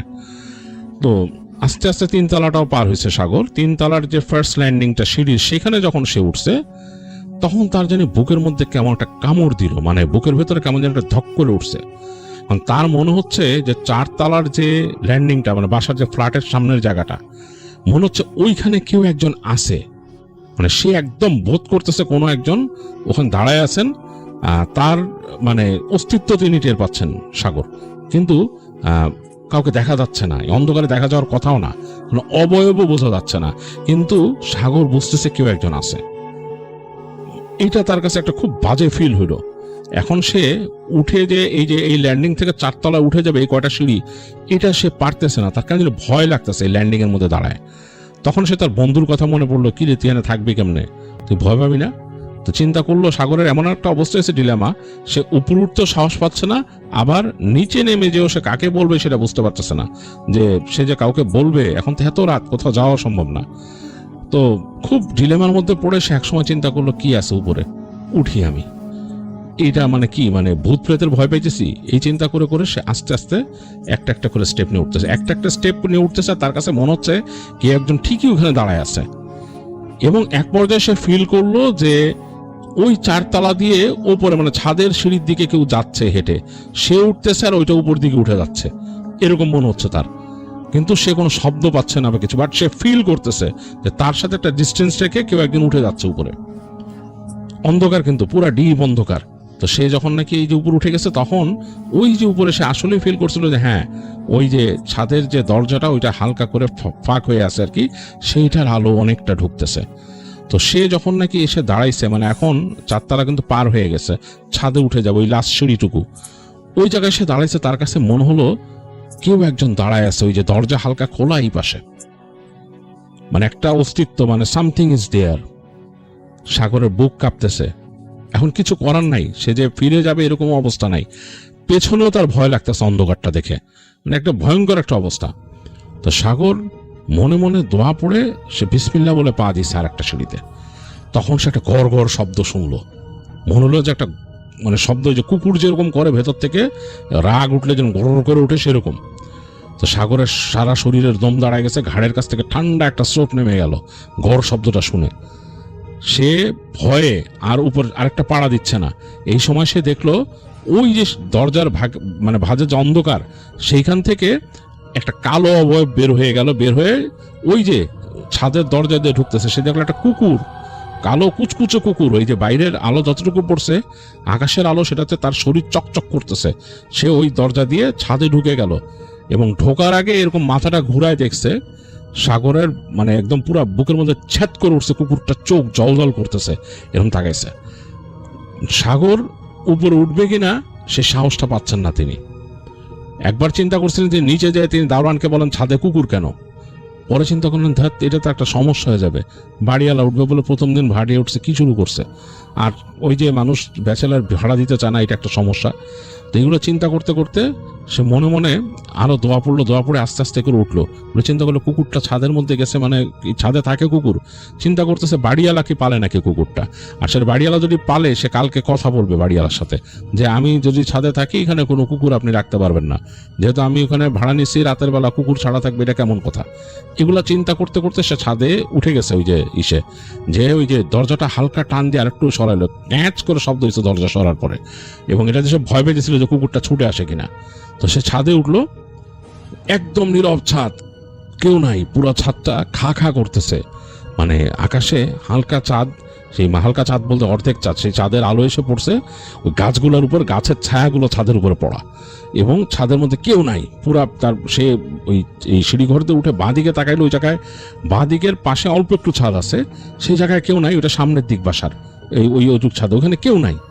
আর পেছনের দিক যেখানে নাকি তার ঘরটা আর কি, এখান থেকে হেঁটে সামনে যেতে হবে, ওইদিকে পিছনে হলো গাছ, বাড়ির পিছন দিক, সেই গাছের ছায়াগুলো ওখানে পড়ছে, কাউকে দেখা যাচ্ছে না, ছাদটা খাকা করতেছে, একটা বড় ছাদ। বেশ ভয় লাগছে সাগরের কাছে। তিনি কিছু না বলে আস্তে আস্তে আস্তে করে হেঁটে তার ঘরের দিকে গেলেন, চাবিটা বের করলেন, তার হাত কাঁপতেছে, তালা খুলতে হবে, যে তখনকার সময় গ্লোব তালা ছিল এরকম, তো হাত কাঁপতেছে যে মানে ওই তালা খোলার সময় কুকুরটা দৌড়ে আসে নাকি চিন্তা করতেছে, তার বারবার মনে হইতেছে ওই অন্ধকারে ছায়ার মধ্যে কুকুরটা আছে। তো সে তালাটা হাত কাঁপতে কাঁপতে তালাটা খুলছে, খট করে তালা খুলছে, খুলে তালাটা যখন খুলে ফেলছে, এই সময় সে দেখলো যে ওই গাছের ছায়, মানে ওই চোখটা তখন শুয়ে আসছে সাগরেরও কিছুটা, ওই অন্ধকার আলো আলো আলো আধারিতে চাঁদের আলো একটু পড়ছে, দেখতেছে ওই গাছের নিচে ছায়ার মধ্যে কুকুরটা বসে আছে, কালো কুচকুচে শরীর, এই যে হালকা চাঁদের আলো গায়ে পড়ছে, চকচক করতেছে, এবং তার দিকে তাকায় আছে, চোখ দুটো জ্বলতেছে, কান দুইটা হাউন্ডের মতো ঝুলে আছে এরকম। তো সাগর তাড়াতাড়ি ঘরে ঢুকে দরজাটা আটকায় দিল। দরজাটা আটকায় সে চিন্তা করতেছে কালকেই, কোনো কথা নেই, কালকে আমি বাড়িওয়ালার সাথে কথা বলছি, ছাদের মধ্যে কোনো কুকুর পালা যাবে না, তাহলে আমি বাসা ছেড়ে দিব, আর এ বাসা আমি থাকবো না ছাদের মধ্যে কুকুর পাললে। এই চিন্তা করে সে তাড়াতাড়ি তালাটা রাখলো, রেখে তার রেখে সে তাড়াতাড়ি গেল বাথরুমে, হাত মুখ ধুলো, বেরোয় আসলো, এসে চিন্তা করলো ঘুমায় যাই, আর কিছু করার নাই। ওই যেখানে তার খাট পাট ছিল ওখানে ফ্যান লাগাইছে, তার একটা ফ্যানটা চালাই দিল, ফ্যানটা চালায় সে বিছানার মধ্যে শুয়ে পড়লো। শুয়ে ভাবতেছে যে দিনটা কেমন গেল, সারাদিন কি করলাম, এগুলো ভাবতেছে, আর ঘুম তো আসে না। নতুন একটা জায়গা, কেমন একটা জানি ঘরের মধ্যে যেন একটা ভ্যাপসা টাইপের গন্ধ, মানে বাসাটায় কেউ থাকতো না এর আগে, এটা বোঝা যাচ্ছে যে ঘরটার মধ্যে কেউ থাকতো না, এটা ভ্যাপসা টাইপের গন্ধ আছে, অনেকদিন বন্ধ থাকায়। আর জানালা সে খুলে নেই ভয়ে, ছাদের দিকে একটা জানালা আছে আর এই পাশে একটা জানালা আছে, ওইটা হচ্ছে পাশের প্লটের দিকে, তো সে জানালা খুলে নেই। তো ওই শুয়ে থাকতে থাকতে তার বেশ ভ্যাপসা লাগতেছে, ফ্যানের বাতাসটাও খারাপ লাগতেছে। তো সে আস্তে করে ওই উঠলো, উঠে ওই পাশের যে জানলাটা, পাশের প্লটের দিকে যে জানলা, সেইটা খুলে দিল সে। তো খোলার পর একটু বাতাস ঢুকলো ঘরের মধ্যে, আর একটু মানে নর্মাল হলো ঘরের আবহাওয়া। তো সে যে আবার শুয়ে পড়ছে, বিছানায় শুয়ে পড়ে চিন্তা করতেছে যে এই বাসায় কি থাকা যাবে, কেমন দিন লাগতেছে, তার কাছে ভালো লাগতেছে না। এই সময় তার মনে হলো যে তার যে ঘরের সামনে কেমন জানি হুটোপুটি, মানে কুকুর কুকুর হুটোপুটি করলে যেরকম হয় সেরকম শব্দ বেশ হইতেছে, মানে কয়েকটা কুকুর মূলে যদি হুটোপুটি করে সেরকম। তো বেশ অস্বস্তি লাগা শুরু করলো, ভয় লাগা শুরু করলো। সে চিন্তা করলো একটা কুকুর মানে এখানে আরো কুকুর আছে, এরকম চিন্তা করতেছে সাগর তখন, যে মানে কি অবস্থা এই বাড়ির, এগুলো চিন্তা করতেছে আর ঘুমানোর চেষ্টা করতেছে। একটু পরে সে মানুষের কণ্ঠ শুনলো এখানে, মানে মনে হলো যে মানুষ হাসাহাসি করতেছে, কথা বলতেছে, দৌড়ানোর শব্দ পেলো, মনে হয় দৌড় দিয়ে ওদিকে কেউ গেছে, পা ছাদের মধ্যে দৌড়ায় দৌড়ায় গেলে যেরকম হয় সেরকম শব্দ, মানে অন্যরকম একটা ব্যাপার। এবং মেয়ে মানুষের, মানে হাসাহাসিটা মেয়ে মানুষের ছিল। তো সাগর অনেকক্ষণ চিন্তা করতে এক সময় ক্লান্তিতে সে ঘুমায় গেছে। তো ঘুমায় গেছে, ভোরের দিকে হঠাৎ তার মনে হলো যে তার ঘুম ভাঙছে, তাকায় সে দেখতেছে যে তার মানে পায়ের কাছে কালো একটা কিছু অবয়ব বা কিছু, এবং সে দেখতে দেখতে কয়েক সেকেন্ডের মধ্যে মনে হলো তার উপরে উঠে বসলো, উঠে তার গলা চেপে ধরছে। আর সাগর তো দম নিতে পারতেছে না, সে দম নেওয়ার চেষ্টা করতেছে, নড়তে পারতেছে না। সে ওই অবস্থায় সে বুঝতেছে যে তার স্লিপ প্যারালিসিস হয়েছে, এটা সে বুঝতে পারছে। আর সাগর কিন্তু অনেকটা সাইন্টিফিকলি চিন্তা করতো, সে বুঝতেছে তার স্লিপ প্যারালিসিস, বাট এইটা কি, সে দেখতেছে যে এরকম একটা অবয়ব তাকে চেপে ধরে রাখছে, মানে ভয়ঙ্কর ভাবে চেপে ধরে রাখছে। এবং সে কেমন একটা জানি একটা পাইতেছে, একটা গন্ধ পাচ্ছে, গন্ধটা সে মিলাইতে পারতেছে না গন্ধটা কিসের, বাট একটা গন্ধ আসতেছে, বেশ অন্যরকম একটা গন্ধ বটকা, আর সে ছুটতে পারতেছে না। তো সাগর অনেক চেষ্টা করতেছে, মনে মনে দোয়া পড়া। এক সময় সে দোয়াটা মনে পড়ে গেছে, তার মনে মনে সে দোয়াটা পড়ছে। পড়ার পর মনে তাকে ছেড়ে দিল সেট করে। সে উঠে বসে হাঁপানো শুরু করছে। এই সময় আজান দিল বাইরে, ফজরে আজান। তো সাগর উঠে বসে বাতি জ্বালায় চিন্তা করলো যে না, আমি তো অনেকদিন ধরে ফজরের নামাজ পড়ি না, আজকে পড়ে নেই, যেহেতু উঠে গেছে। এরকম ভয়ও লাগতেছে, বুকটা ধুক ধুক ধুক ধুক করতেছে, কেন জানি ভয় লাগতেছে খুব। তো সে উঠে ওখানে ফজরের নামাজ পড়লো এবং পড়ার সময় একটু তিলাওয়াত করে পড়লো, জোরে জোরে সাউন্ড করে নামাজ পড়লো। নামাজ পড়ার পর মনটা একটু শান্ত হয়েছে। তো তারপর তার মনে হলো যে আমি একটু ঘুমাই। আবার দোয়া পড়ে শুয়ে পড়লো। এবার সে ঘুমাইছে, বেশ বেলা করে তার ঘুম ভাঙছে দুপুরে। বেশ তখন ঘরটা গরম হয়ে গেছে একদম, উপরে ছাদটা টিনের, তো টিনের চাল, বেশ গরম নামতেছে। তো সাগর উঠলো, উঠে হাত মুখ দিয়ে ফ্রেশ হলো এবং চিন্তা করলো যে আমি এখন যে কথা বলবো। তো সে সিঁড়ি দিয়ে নামতেছে বাসা থেকে, মানে বেরোনোর জন্য বেরিয়েছে আর কি, যে এখান থেকে এখন কথা বলে বাড়িওয়ালার সাথে যে কুকুর টুকুর রাখলে আমি থাকবো না, আর আপনারা কুকুর রাখছেন কেন ছাদে, আর একটা না তো একাধিক কুকুর, এগুলো চিন্তা করে সে নামতেছে। তো এই সময় সে দেখলো যে ওই দারোয়ান উঠতেছে 3 তলার কাছেই, নামতেছে। দারোয়ান এসে বলছে, এই যে শুনেন, আপনাদের ছাদে কুকুর পালেন, এটা আমরা বলেন নাই কেন, বা আপনার বাড়িওয়ালা আমরা বলে নাই কেন? তো দারোয়ান হা করে তাকাতে, কই কিসের কুকুর? বলে আপনার কুকুর পালেন না ছাদে? না, আমরা কোনো কুকুর পালি না। কি বলেন এটি? কারণ আমি কালকে রাতটা কুকুর দেখছি। চুপ করে এসে দারোয়ান কিছু না বলে কি না, এখানে কোনো কুকুর টুকুর পালে না। কি দেখছেন, এই সেই রাত্রেবেলা আসেন এখান থেকে কোত্থেকে, এই বলে দারোয়ান আবার দেখা যাচ্ছে ছাদের দিকে উঠে গেছে, তার হাতে একটা বালতি, কাপড় চোপড়। তো সে বুঝলো বালতি কাপড় নাড়বে। তো সাগর কনফিউজড হয়ে গেছে তখন, যে সে কি বাড়িওয়ালাকে বলবে। দারোয়ান তো অস্বীকার করলো যে কুকুর নাই। তো সে তখন প্রথম মেলানোর চেষ্টা করতেছে, এই কুকুর কি অন্য কোথাও থেকে আসছে, বাইরের কোনো কুকুর হবে, এটা তো হওয়ার কথা না, বাইরের কুকুর এখানে কেমনে ঢুকবে, বাড়িতে ঢুকবে। তো চিন্তা করলো যে বাড়িওয়ালার সাথে কথা বলবো, থাক এখন না, পরে আমি আসি, এসে দেখি, আর আজকে রাতটা দেখি কি অবস্থা হয়। এই চিন্তা করে সে বের হয়ে গেল। বের হয়ে গিয়ে এসে তার মতো ওই দিন তার যেসব কাজ ছিল ওগুলো করছে, করে টোরে ওই দিন সে একটু আর্লি ব্যাক করছে বাসায়। রাত হয় না, এরকম 9:30টার দিকে সে বাসায় চলে আসছে। এসে দেখে ওই দারোয়ান ওখানে নর্মালি আছে। দারোয়ান তারা দেখে আবার সালাম দিছে, দিয়ে বলতেছে ভালো আছেন, এই সেই আনতেন। তো সে দারোয়ানের সাথে এমনি কথাবার্তা বলে উঠতেছে। আজকে দেখলো সিঁড়িতে লাইট আছে, ওই 4 তলাতে লাইট জ্বলে। তো 4 তলা পার হয়ে যখন তার ছাদের দিকে উঠতেছে, ওই জায়গাটা কিন্তু আবার তার কাছে একটু ভয় লাগতেছে, কারণ ওই 4 তলার হালকা আলো ওই জায়গায় থাকলেও কেমন জানি ওই যে ছাদের গেটটার সামনে ওই জায়গাটায় কেমন জানি একটা মানে অবস্থা, আলো আধারির মতো, ভয়ই লাগে, মনে কেউ একদিন দাঁড়ায় আছে। তো সাগর চিন্তা করলে এটা আমার মনের ভয় হইতে পারে, কিন্তু কালকে তো কুকুর স্পষ্ট দেখছি, এটা আমি শিওর। এবং সে চিন্তা করলো যে না, আমি আজকে তেমনি থাকি, কুকুর যদি না দেখি, কুকুর তাহলে আর কথা বলবো না, কুকুর দেখলে অবশ্যই বাড়িওয়ালার সাথে আমি কথা বলতেছি আজকে। এই চিন্তা করে সে উঠে গেল। উঠে ছাদ খুলে ভিতরে ঢুকলো, দেখলো যে চাঁদের আলো আজকে একটু বেশি, বাসায় ছাদটা ঝকঝক করতেছে, আজকে আর কালকের মতো ভয় লাগে নাই।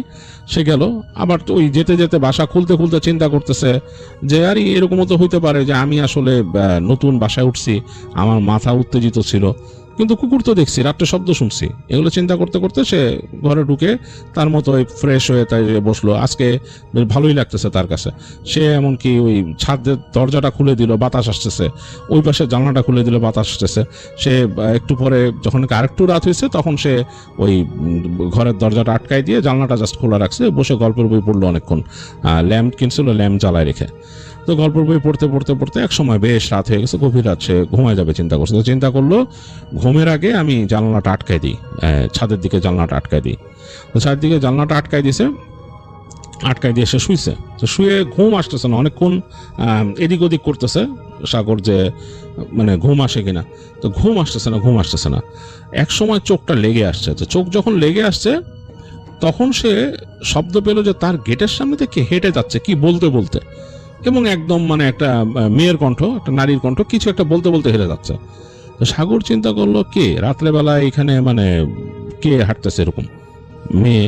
এমনকি হইতে পারে যে 4 তলায় কেউ থাকে, তারা রাতে ছাদে উঠে দুষ্টুমি করে। এটাও সে চিন্তা করলো যে এটা হইতেই তো পারে, হ্যাঁ, যে 4 তলায় কিছু মানুষ আছে, তারা ইয়াং, তারা হয়তো রাত্রেবেলা ছাদে উঠে দুষ্টুমি করে।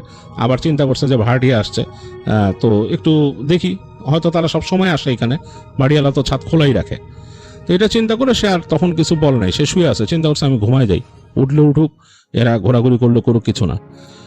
একটু পরে সে এরকম দৌড়াদৌড়ির শব্দ পেল, মানে দৌড়াচ্ছে মনে হচ্ছে যে বড় মানুষ খালি পায়ে দৌড়ালে যেরকম শব্দ হয়, কেমন যে গোড়ালি ফেলে যদি দৌড়ায় দপ দপ দপ দপ করে শব্দ হয় এরকম। তো শব্দটা বেশ তার লাগতেছে, মানে তার ঘুম আসি করে আসতেছে না, মনে হচ্ছে খুব ডিপলি শব্দটা হইতেছে, বারবার এরকম দৌড়াচ্ছে। তো সে চিন্তা করলো no, it's time to say no, মানে আমি বের হয়ে যদি কেউ থাকে বলবো যে দেখেন এখানে বিরক্ত করেন না, এখানে আগে হয়তো কেউ ছিল না, এখন তো আমি একজন মানুষ থাকি, আপনাদের একটু কনসিডার করা উচিত। এটা ভাবলো সাগর যে সে বলবে। সে উঠলো, বিছানা থেকে উঠলো, উঠে সে তার টেবিল ল্যাম্পটা জ্বালাইলো, টেবিল ল্যাম্প নিভাই দিছিল, টেবিল ল্যাম্পটা জ্বালাইলো, জ্বালায় সে পানি খেলো এক গ্লাস, পানি খেয়ে সে বসছে, জাস্ট এখন বেরোবে, শব্দ পেলেই আবার বেরোবে। তো দেখতেছে কোনো শব্দ নাই, একদম কোয়াইট চারপাশ, রাতের শব্দ, ঝিঝি পোকা ডাকতেছে এরকম। তো তখন সাগর চিন্তা করলো যে এদিকে চলে গেছে, আর যদি চলে যেয়ে থাকে তাহলে আমার আর বলার কি আছে, কিন্তু ঘুম তো একদম গেছে, আমার ঘুম আর নাই। তো এই চিন্তা করে সে অনেকক্ষণ বসে থেকে চিন্তা করলো যায় একটু ছাদে হাঁটি, এরা যদি কেউ আসে তাহলে আমি বলবো এই ঘটনা, যে আপনারা ছাদে সেরকম ডিস্টার্ব করবেন না। আবার মনের মধ্যে ভয়টাও কাজ করতেছে যে ওই কুকুরটা আছে নাকি ওইখানে, যে কালকে দেখছে যে কুকুরটা। তো মানে একটা ডিলেমা নিয়ে সাগর আস্তে করে ছাদের দরজাটা খুলছে, টেবিল ল্যাম্পটা জ্বালায় রাখছে ঘরের ভিতরে। তো খুলে দেখতেছে ছাদ খালি, খা খা করতেছে, চাঁদের আলো হালকা পড়ছে এবং আরেকটু ব্রাইট হয়েছে চাঁদের আলো, মানে ছাদটা মনে হচ্ছে মানে আলোতে ছেয়ে গেছে। তো সে ফার্স্টে বাঁ দিকে গেল, বাসার সামনের দিকের অংশটায়, ওইদিকে হেঁটে হেঁটে গেল, পুরা হেঁটে গিয়ে সে দেখতেছে মৃদুমন্দ বাতাস, বেশ ভালোই লাগতেছে, রাত অনেক গভীর রাত, এই ঝিঝি পোকার ডাক, অন্যরকম শহরের শব্দ, দূরে শব্দ শুনতেছে গাড়ির হর্নের, অনেক দূরে, মানে বাস টাস কিছু একটা যাচ্ছে হয়তো এটা হর্ন। তো সে ওই রেলিং ধরে বাইরে তাকালো, হচ্ছে রাস্তার মধ্যে, রাস্তাটা নীরব, একদম নিশুতি, গাছপালা দিয়ে ছাওয়া রাস্তার পাশে, মানে কেউ নাই, আর ঝিঝি পোকার শব্দটা অনেক লাউড। তো সে পিছন ফিরে তাকায়, দেখতেছে যে তার ঘরের দরজা ওইরকমই হালকা ফাঁকা, কিন্তু খুব আশ্চর্যজনক ব্যাপার, তার ঘরের বাতিটা বন্ধ। তার ঘরে কিন্তু সে টেবিল ল্যাম্প জ্বালায় আসছিল, তার ঘরের টেবিল ল্যাম্পটা জ্বলতেছে না। সাগরের বুকটা ছ্যাঁত করে উঠছে, লাইট বন্ধ করলো কে? পরবর্তীতে সে মনে করছে এমন তো হতে পারে ইলেকট্রিসিটি চলে গেছে, আমি কেন মনে করতেছি লাইট বন্ধ করছে কে? তো এই চিন্তা করে সে ভাবলো যে হ্যাঁ হয়তো ইলেকট্রিসিটি গেছে, আমি কেন ভাবতেছি। তো চিন্তা করলো যে ইলেকট্রিসিটি গেলে তো রাস্তাটাও যাইতে পারতো, তারপর ভাবলো যে লাইন হতো আলাদা। এই চিন্তা করতে করতে সে হেঁটে তার ঘরের দিকে যাচ্ছে। তো ঘরের দিকে হাঁটতে হাঁটতে তার হঠাৎ করে চোখ পড়লো, মানে তার দরজার দিকে গেছে সে, তার দরজার থেকে কিন্তু বাসার পিছন দিকটা আবার খুব সুন্দরই দেখা যায়, ভিজিবল। এখান থেকে চোখ গেছে গাছগুলোর দিকে, ওই যে ওখানে যে গাছ, নারকেল গাছ আর কাঁঠাল গাছ, ওইদিকে তাকায় সে দেখতেছে কাঁঠাল গাছের নিচে কে জানি বসা। তো সে চিন্তা করলো আরে মানুষ তো চলে গেছে, আবার আসছে ছাদে, কাঁঠাল গাছের নিচে কে বসা, এটা কি মানে ওই যে চারতলার কোনো মানুষ হবে? এই চিন্তা করে সে চিন্তা করলো যে আমি কথা বলি। সে হাঁটা দিল ওদিকে, হেঁটে কয়েক পা গেছে, মানে এই তার ঘর, তার জানালা ক্রস করে আরো সামনে গেছে। সে হেঁটে সামনে গেছে, আরো কয়েক পা সামনে গেছে, মানে কথা বলবে, এখন মুখটা খুলবে, এই যে এই কথাটাতে শুরু করবে। এই সময় তার কাছে মনে হলো যে এই মানুষটা কাঁঠাল গাছের নিচে বসা সে স্বাভাবিক কিছু না, কারণ উচ্চতা অনেক বেশি। স্বাভাবিক একটা মানে এটা একটা মেয়ে বসা কাঁঠাল গাছের নিচে, এটা সে বুঝতে পারছে। স্বাভাবিক একটা মেয়ের লম্বা হাইট কতটুকু হতে পারে, মানে 5 ফিট 2-3, লম্বা হলে 5 ফিট 6-8 বা 7 বা এরকম হবে আর কি, 8-10 এরকম লম্বা, লম্বা মেয়ে হলে 8-10 হতে পারে এরকম, বা হয়তো বা এক্সেসিবলি লম্বা 6 ফিট এরকম হতে পারে। বাট এইটা বেশ লম্বা, মনে হচ্ছে অতিরিক্ত লম্বা একটা মেয়ে মানুষ ওখানে বসে আছে, এবং সে লাইট কালারে কোনো কাপড় পরা, মানে এইটা সাগর বলবে না যে সাদা, সে বলছে লাইট কালার। এখন either it could be white, it could be any other colour, light colour. তো দেখতেছে ওরকম পড়া, এবং তার এই চুল, মাথার যে চুল অনেক লম্বা, সেইটা ওই ফ্লোরে, মানে যে ছাদের যে মাটিতে পড়ে ভাঁজ ভাঁজ হয়ে গেছে, লেয়ারে লেয়ারে, অ্যাজ ইফ কোনো কাপড় যদি কেউ ছেড়ে দেয়, ছেড়ে দিলে যে পড়ে এরকম জমে, কাপড় জমে, উপর থেকে পড়তেই থাকে কাপড়, যেরকম এরকম জমে যায়, সেরকম চুল জমে আছে ওই জায়গায়, এত চুল, কালচে চুল, এরকম মাথাটা এরকম নামানো একদিকে, চুলগুলো এরকম। তো সাগরের সারা শরীরে রোম দাঁড়া গেছে, সে বুঝতে পারছে এইটা খারাপ কিছু, এটা মানুষ না, সে বুঝতে পারছে ভূতপ্রেতের ব্যাপার তো সবারই একটু হয়। তো সে মানে মুখ যে খুলতে গেছিল, সে বুঝলো যে ওই যে এন্টিটি ওখানে বসা, সে তার প্রেজেন্স বুঝতে পারছে সাগরের। দেখলো যে মাথা এরকম নামানো ছিল, তাকাইলো তার দিকে, সে দেখলো চেহারা বলতে কিছু নাই, অন্ধকার, ডিপ অন্ধকার একটা ফেস, চুলগুলো ওইদিকে পড়া, তার দিকে তাকাইছে। তো সাগর মানে 1 সেকেন্ড ওয়েট না করে ঘুরে দৌড় দিছে বাসার দিকে, তার রুমের দিকে ঘুরে দৌড় দিয়ে সে রুমের দরজার উপর ঝাঁপায় পড়ে দরজা খুলে ঘরে ঢুকছে, ঢুকে দরজা আটকাই দিছে। দরজা আটকাই দিয়ে সে বিছানার মধ্যে লাফ দিয়ে পড়ছে। তো ঘর কিন্তু অন্ধকার, ঘরের মধ্যে কোনো বাতি নেই, সে তো ভাবছে ইলেকট্রিসিটি নাই। বিছানায় শোয়ার সাথে সাথে মনে হলো তার ওই যে ঘরের পেছন দিকে যে তার কিচেন, ওই অন্ধকার থেকে কিছু একটা আসলো, এসে মানে একদম দ্রুত এসে তার উপর ঝাঁপায় পড়লো, একদম যেতে ধরলো তাকে বিছানার সাথে, একদম চেপে ধরছে। শব্দ করতে পারতেছে না, নড়তে পারতেছে না সাগর, হাত পা ছুটতে পারতেছে না। তার হার্টবিট প্রচন্ড রকমের বাড়তেছে, কারণ সে তো দৌড়ে আসছে, ভয় পেয়েছে, মানে তার অবস্থা খুব খারাপ। সাগর পুরা বাস্তবতা বুঝতেছে যে অন্ধকার, ঝিঝি পোকার শব্দ সবই শুনতেছে সে, তার উপরে চেপে ধরছে কেউ একটা আবছা এরকম অবয়বের মতো, সেটাও বুঝতেছে। সেটা যে চেপে ধরছে তার কণ্ঠনালী, সেটাও সে বুঝতেছে, স্পর্শটা। তো সে নড়তে পারতেছে না, সে মানে হি ক্যান মুভ। তো এটা নাকি সাগর বলে তার ভাইগনাদেরকে, প্রত্যয়দেরকে বলছে যে আমরা যদি মনে করি স্লিপ প্যারালিসিস যেভাবে আমরা পড়ি সেরকম কিছু, ইটস নট লাইক দ্যাট, এখানে অন্য কিছুর মানে অবশ্যই পার্টিসিপেশন আছে।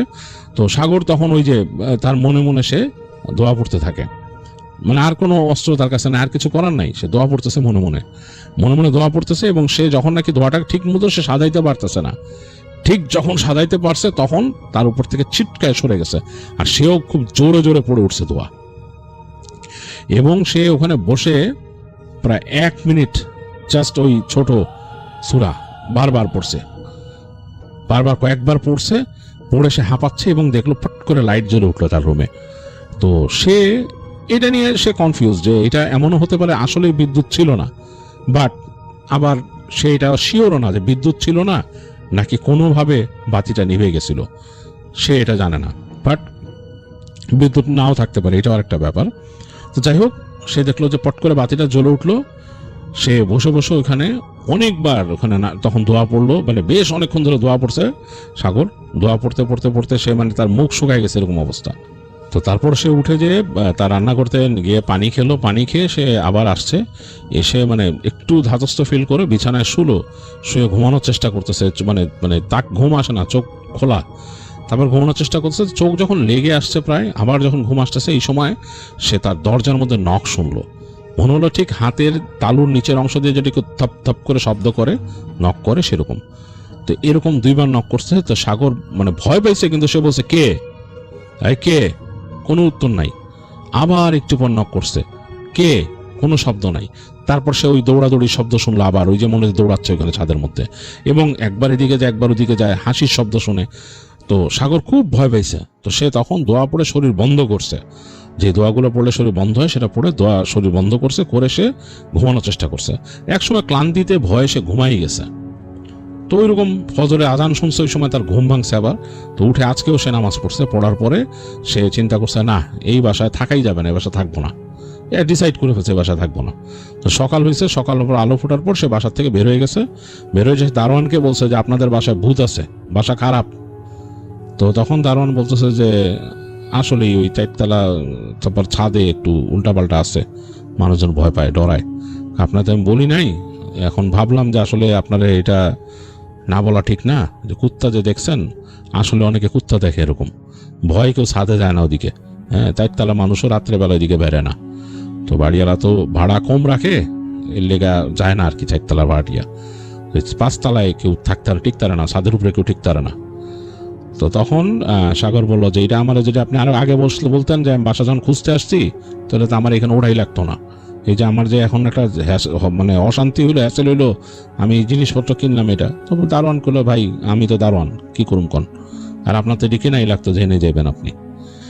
তো যাই হোক, সাগর বললো যে না, এখানে আমি আর থাকতে পারব না, বলে সে উঠে গেল একদম সরাসরি বাড়িওয়ালার ওখানে, যে বললো যে একটু বসতে পারি, কথা বলবো। বাড়িওয়ালা মনে হয় তার মানে কথা শোনার জন্যই প্রস্তুত ছিল। তো সে বললো যে কি হয়েছে, সে বললো আপনার বাসার মধ্যে সমস্যা আছে, আমি ভয় পাইছি 2 দিন, আমি থাকতে পারবো না, আপনি যদি অ্যাডভান্স ফেরত না দেন এটা কিছু আসা যায় না, বাট আমি চলে যাব। তো বাড়িওয়ালা তাকে বসায় রেখে তাকে নাস্তা দিল, বলে নাস্তা করেন, আমার সাথে নাস্তা খাওয়ায়, তাই অ্যাডভান্সও ফেরত দিল। দিয়ে বললো দেখেন, আমি আপনাকে বলি নাই, কারণ কি মানুষ তো বলে আমি জানি না, আমার সাথে তো ঘটে নাই কখনো। বাড়িওয়ালা বললো যে আমি অ্যাকচুয়ালি কিছুই দেখি নাই, সত্যি কথা আমি দেখি নাই, মানুষজন নাকি দেখে, ওখানে যে আগে ছিল সেই ছেলেও দেখছে, সে ভয় পাইছে।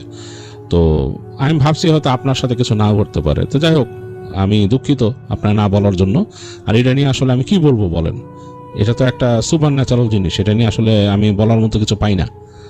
যাই হোক, আপনি চলে যেতে চাইলে চলে যেতে পারেন। তো সাগর তখন ওই অ্যাডভান্সের টাকা নিচে বাড়িওয়ালায় বললো যে আমি থাকছি 2 দিন, এটা সাহেব বললো না না ওগুলো লাগবে না ভাই, ইটস ওকে এই বললো। তো সে তোর ওই দিনই বের হয়ে গেছে, যে তার বন্ধুর সাথে কথাবার্তা বললো যে বাড়িওয়ালার এসে বলছে যে আমি যদি 2 দিন বাসা পেতে সময় লাগে আমার এই ফার্নিচারটা একটু রাখবো।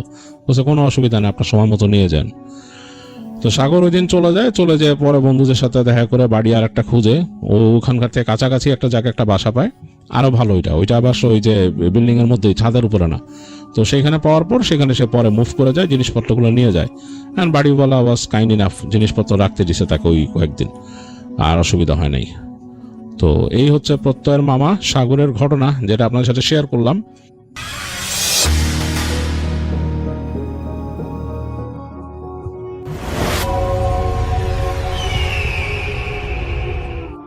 আসসালামু আলাইকুম লিসনার্স, আমি সামির আনসারি বলছিলাম।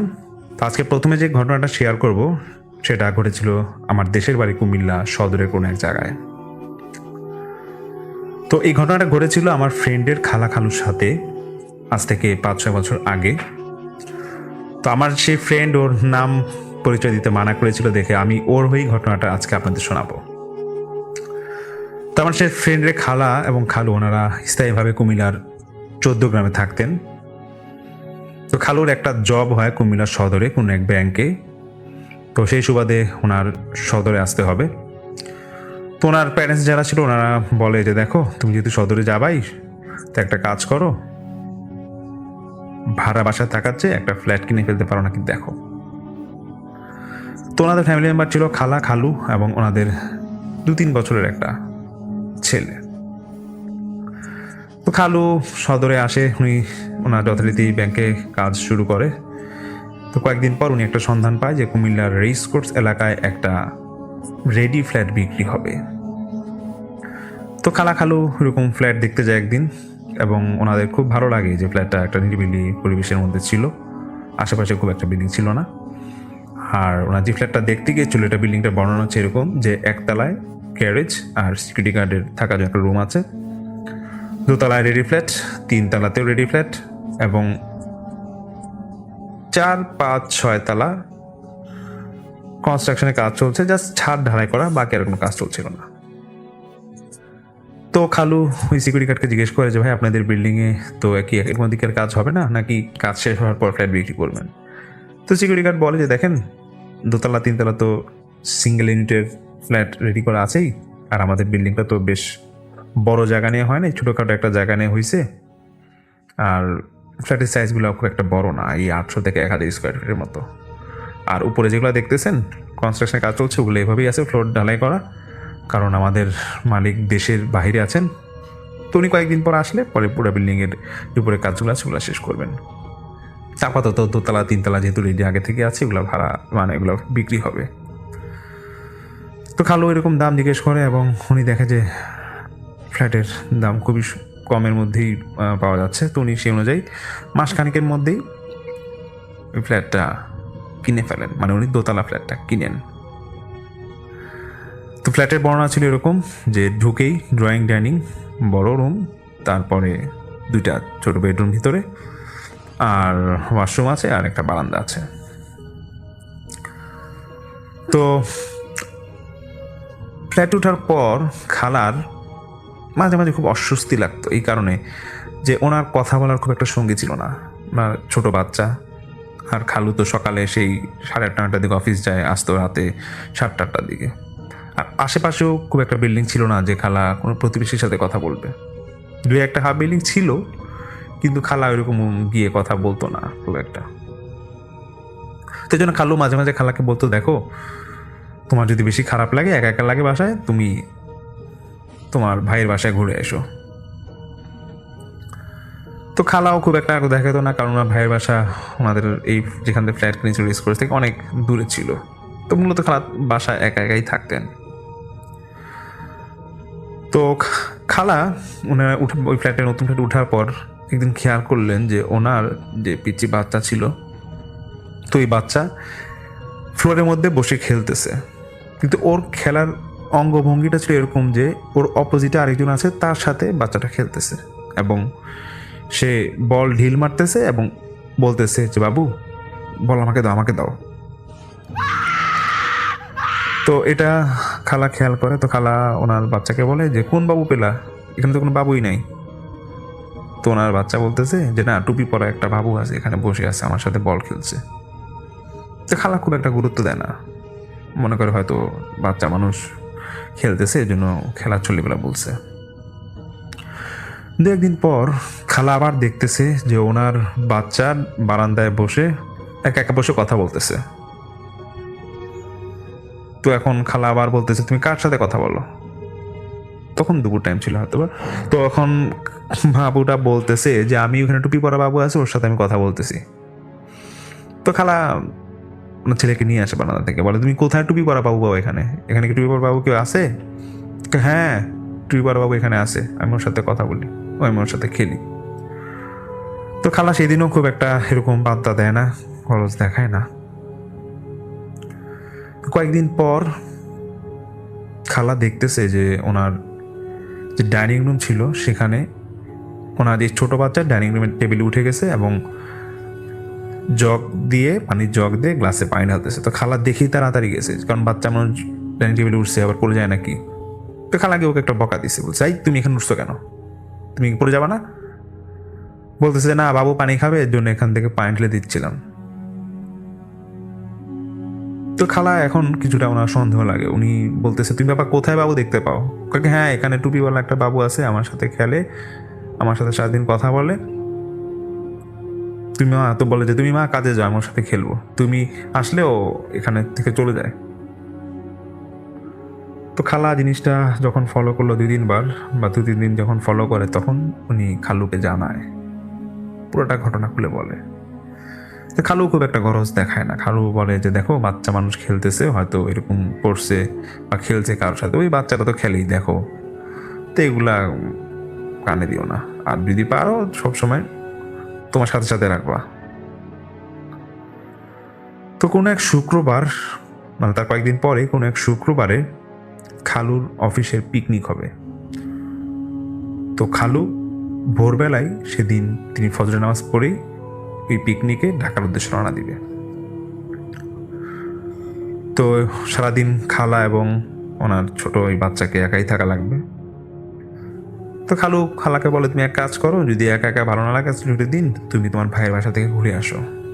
তো খালা বলে যে না দরকার নাই, থাক, একাই থাকি, সমস্যা নেই। তো খালু যথারীতি উনি ফজরের নামাজের পর বের হয়ে যায়, ঢাকার উদ্দেশ্যে রওনা দিবে। তো খালা দরজা লাগায়, মানে উনি যে রুমে ছিল, যে রুমে ওই বাচ্চা সহ বা উনি খালুর সাথে যে রুমে থাকতেন, ওই রুমের দরজা জানা লাগায় উনি লাইটটা অফ করে, মানে ফজর হবে তখন লাইটটা অফ করে শুয়ে পড়েন।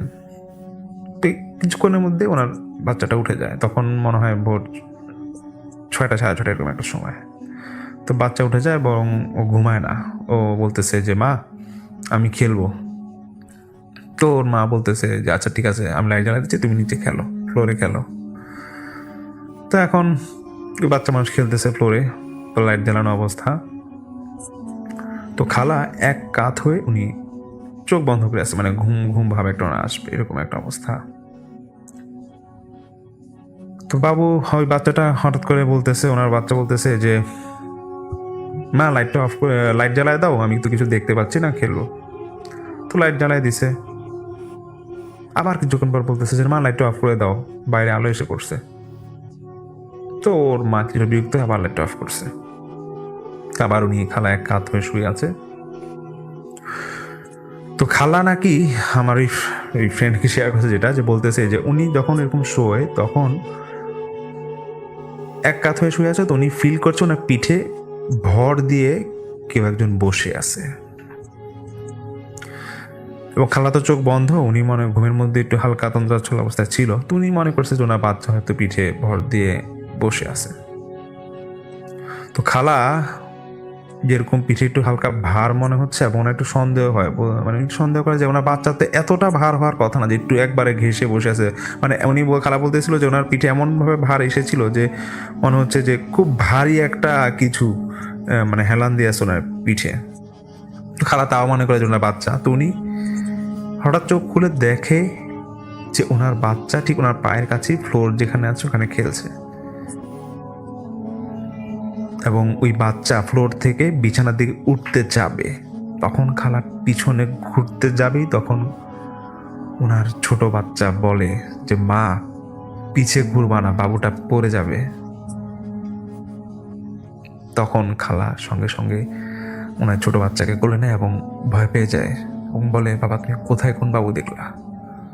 বলতেছে যে মা তুমি ঘুমাইছিলে, সেই টুপিওয়ালা বাবুটা তোমার পিছে হেলান দিয়ে বসেছিল, আমাকে ডাকতেছিল খাটে ওঠার জন্য, একসাথে আমরা খেলবো।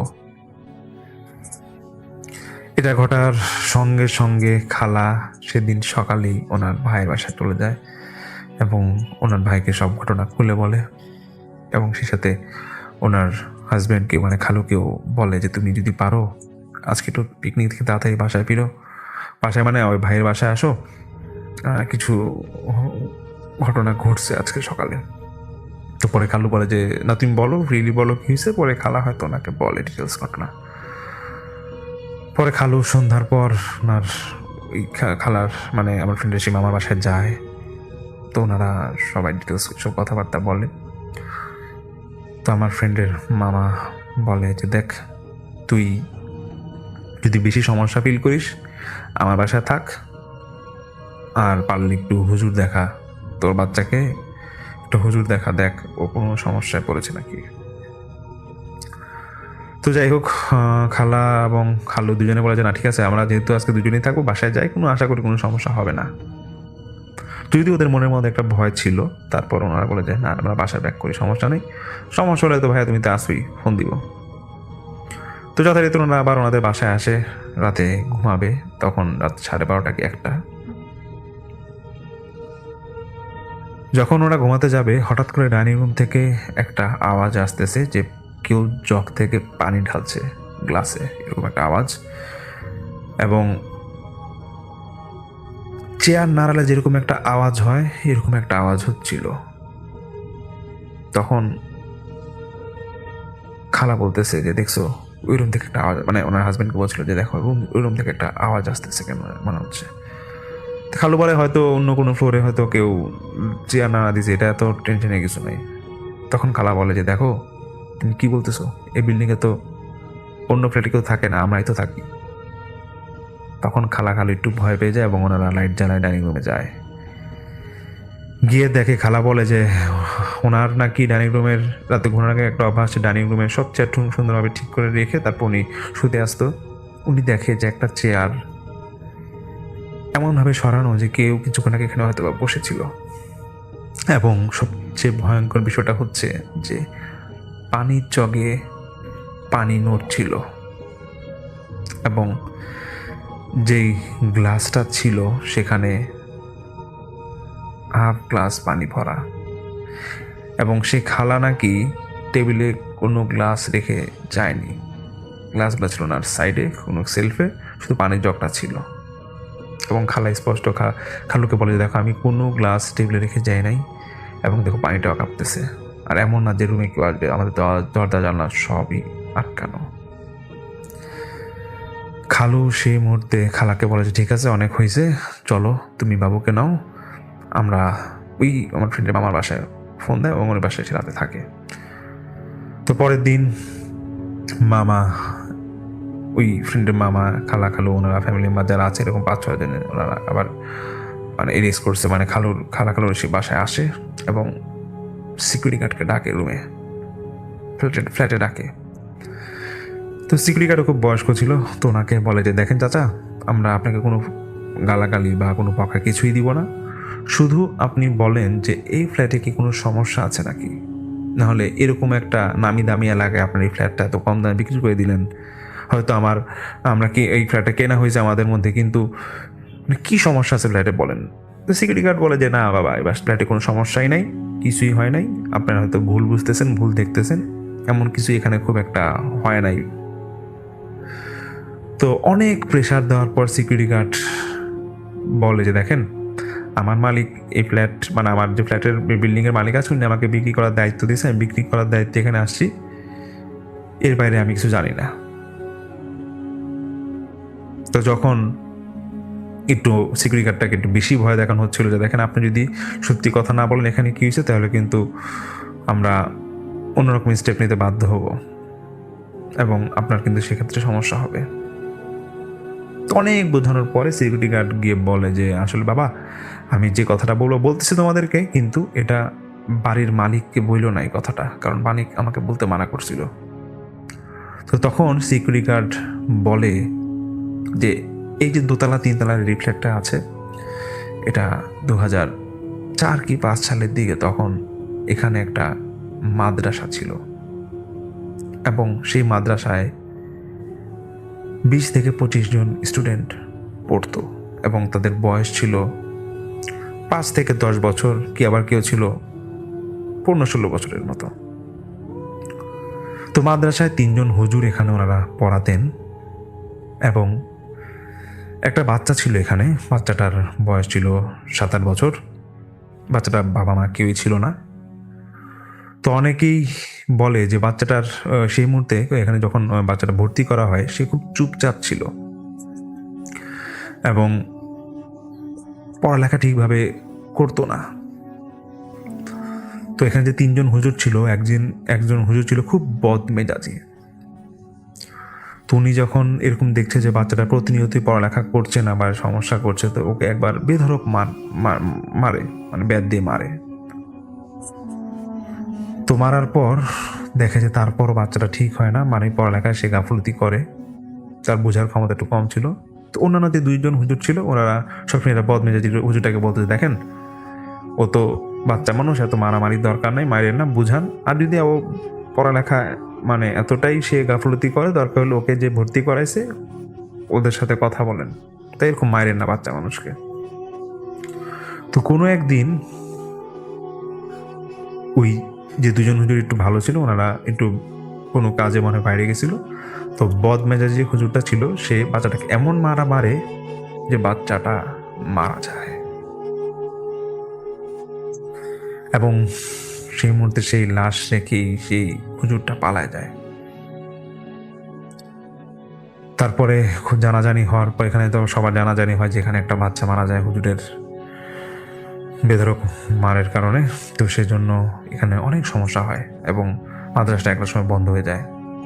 কয়েক বছর পর মাদ্রাসাটা আবার চালু হয়, কিন্তু চালু হওয়ার পরেও অনেকেই বলতো, মানে স্টুডেন্ট যারা পড়তো তারা বলতো তারা নাকি একটা ছোট বাচ্চাকে দেখে যে এই মাদ্রাসা বারান্দার কোনায় দাঁড়ায় আছে, কাঁদতেছে। এবং ছোট ছোট বাচ্চাদের মধ্যে মাদ্রাসা যারা পড়তো তারা অনেকেই বলতো যে ওদের কাছে মাঝরাতে এরকম ছোট টুপি পরা একটা বাচ্চা এসে বলতো যে আমার পিপাসা লাগছে, আমাকে পানি দাও, পানি খাবো। তো এরকম যখন অলৌকিক কিছু ঘটনা ঘটতো, যে কিরকম বাচ্চারা তখন ভয় পেয়ে যেত, যারা পরবর্তীতে মাদ্রাসায় ভর্তি হয়েছিল, মানে মাদ্রাসাটা কয়েক বছর বন্ধ হওয়ার পর যখন আবার চালু হয়, তখন এই স্টুডেন্টগুলো যখন এই সমস্যায় পড়তো, তখন ওই স্টুডেন্টগুলো তাদের গার্জিয়ানকে বলে যে এই মাদ্রাসার সমস্যা আছে, আমরা এখানে পড়বো না। তো যখন এই সমস্যাগুলো সব স্টুডেন্টের মাঝে অল্প অল্প ঘটতো, তখন একটা সময় মাদ্রাসাটা পুরোপুরি বন্ধ হয়ে যায়। তারপর মালিক সিদ্ধান্ত নেয়, যেহেতু মাদ্রাসা নাই, আমি এখানে ফ্ল্যাট আকারে বাসাটা বিক্রি করে দিব, মানে ফ্ল্যাট বিক্রি করে দিবে আর কি। তো তখনই এই আমার ফ্রেন্ডের খালু বাসাটা নেয়। তো ওনাদের সাথে এরকম ঘটনা ঘটে। তো যাই হোক, আমার সেই ফ্রেন্ড বলে খালু তারপর এই ঘটনা শোনার পর ওখানে ওনারা থাকে না, এবং ওনারাও এই ফ্ল্যাটটা আবার অন্য কারো কাছে এটা বিক্রি করে দেয়। এবং এটাই ছিল আসলে আমার মূলত ঘটনা, যেটা আপনাদের কাছে শেয়ার করলাম।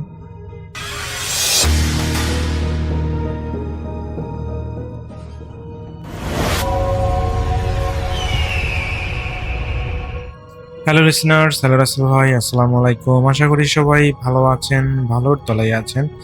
আমার নাম রিপন, আমি লালহাট থেকে বলতেছি। রাসেল ভাই, 2010 সাল থেকে আমি আপনাদের ভূত এফএম শুনে থাকি। আপনাদের সেই প্রোগ্রামগুলোকে অনেক অনেক মিস করি। এখন জানি যে আপনি ভূত এফএম আবার নাকি পুনরায় শুরু করেছেন। তো এই জন্য আমি আপনাকে একটা ঘটনা লিখে পাঠালাম।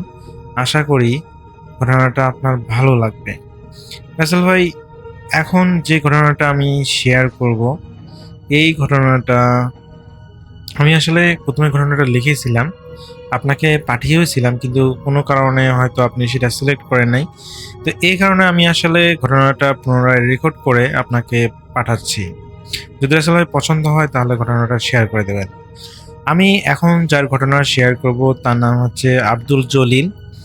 উনি একজন কৃষক ছিলেন, আর ওনার বাড়ি হচ্ছে রংপুর বিভাগের নীলফামারী জেলার জলঢাকা উপজেলার একটি গ্রামে তার বাড়ি। তো উনি যখন ওনার সাথে একটা ঘটনা ঘটে, সেটা হচ্ছে 2015 সালের দিকে।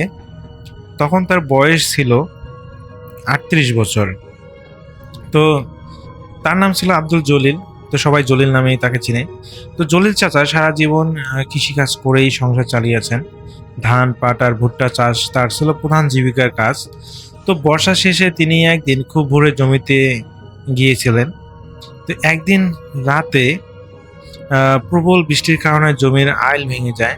তো পানি নেমে গেলে ফসল নষ্ট হয়ে যেতে পারে। তিনি এটা ভেবে সিদ্ধান্ত নেন যে তিনি তার জমিতে যাওয়া উচিত এবং সেই জিনিসগুলোকে যাচাই করা উচিত যে আসলে ঠিকঠাক আছে কিনা। তো তিনি রাত প্রায় 11:30টার দিকে তিনি একটা হারিকেন নিয়ে, বলে রাখা ভালো রাসেল ভাই, 2015 সালে বিভিন্ন জায়গায় বিদ্যুৎ আসলেও সেই সময়টা পর্যন্ত তাদের, বিশেষ করে আব্দুল জলিল চাচার এলাকায় তখন ইলেকট্রিসিটি আসে নাই। আর এ কারণে তাদের কাছে আসলে ওই ধরনের টর্চ লাইট ছিল না। দেখা যায় যে ব্যাটারি চালিত টর্চ লাইটও নাকি ছিল না, এমন একটা অবস্থা ছিল। মানে তারা এতটা গরিব ছিলেন আর কি। তো এই কারণে তিনি তার বাসার একটা হারিকেন নিয়ে তিনি বের হন। তো সেই সময় একটা হারিকেন নেন এবং তার কাঁধে একটা কোদাল নেন। বাড়ি থেকে জমিতে যেতে হলে একটা সরু মাটির রাস্তা দিয়ে যেতে হয়। রাস্তাটা দুই পাশে খুবই সংকীর্ণ, আর দুই পাশে ধান ক্ষেত। আর সেই ধান ক্ষেতের পাশে একটা হলো পুরোনো একটা বট গাছ আছে। তো গ্রামের লোকজন বলে যে গভীর রাতে ওই গাছের নিচে কেউ নাকি দাঁড়ানোর সাহস পায় না। আর যদি কেউ আসলে ওখানে রাতের মধ্যে ওই বট গাছের নিচে কেউ যায় তাহলে নাকি তার অনেক ধরনের সমস্যা তৈরি হয়। তো এই কথাগুলো জলিল চাচাও জানতেন এবং মানুষের কাছ থেকে শুনতেন, কিন্তু তিনি কখনো ভৌতিক ঘটনার সম্মুখীন হয়নি। আর তার প্রয়োজনও হয়নি যে রাতের বেলা সেই বট গাছের নিচে তাকে যেতে হবে। কিন্তু রাসেল ভাই, সেদিন তিনি যখন ওই তার জমির আলগুলো দেখতেছেন যে ঠিক আছে কিনা, তো হঠাৎ করে প্রচণ্ড বৃষ্টি চলে আসে। আর তার জমির কাছাকাছি ছিল সেই বট গাছটা, একটা বিশাল প্রকাণ্ড একটা বট গাছ, অনেকদিন আগের বট গাছ এটা ছিল। তো দেখা যায় যে বট গাছটা এতটাই মোটা ছিল যে, বা এর ডালগুলো এতটাই মোটা ছিল যে দেখা যায় যে ওই বট গাছটার গোড়ার মধ্যে বৃষ্টি হলেও বৃষ্টির পানি পৌঁছায় না, এমন একটা গাছটা এমন টাইপের ছিল। তো তিনি এটা জানতেন। আর দিনের বেলা তিনি যেহেতু তার জমির পাশেই সেই বট গাছটা, দেখা যায় যে বিশ্রামের জন্য তিনি প্রায় সময় সেই বট গাছের নিচে বিশ্রাম নিতেন, কিন্তু কোনোদিনও কখনো ভৌতিক ঘটনার সম্মুখীন হননি।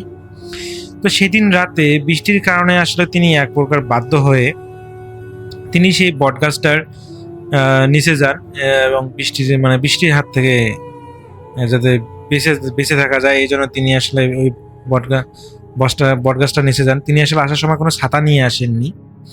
তো রাসেল ভাই, এরপরে উনি যখন ওই বট গাছটার নিচে মুষলধারে বৃষ্টি হচ্ছে অনেকক্ষণ ধরে, বৃষ্টি থামার কোনো নাম নেই, তিনি বেশ বিরক্ত হয়ে যান এবং চিন্তা করেন যে তিনি আসলে বৃষ্টিতে ভিজে যাওয়াই মনে হয় তার জন্য ভালো হবে।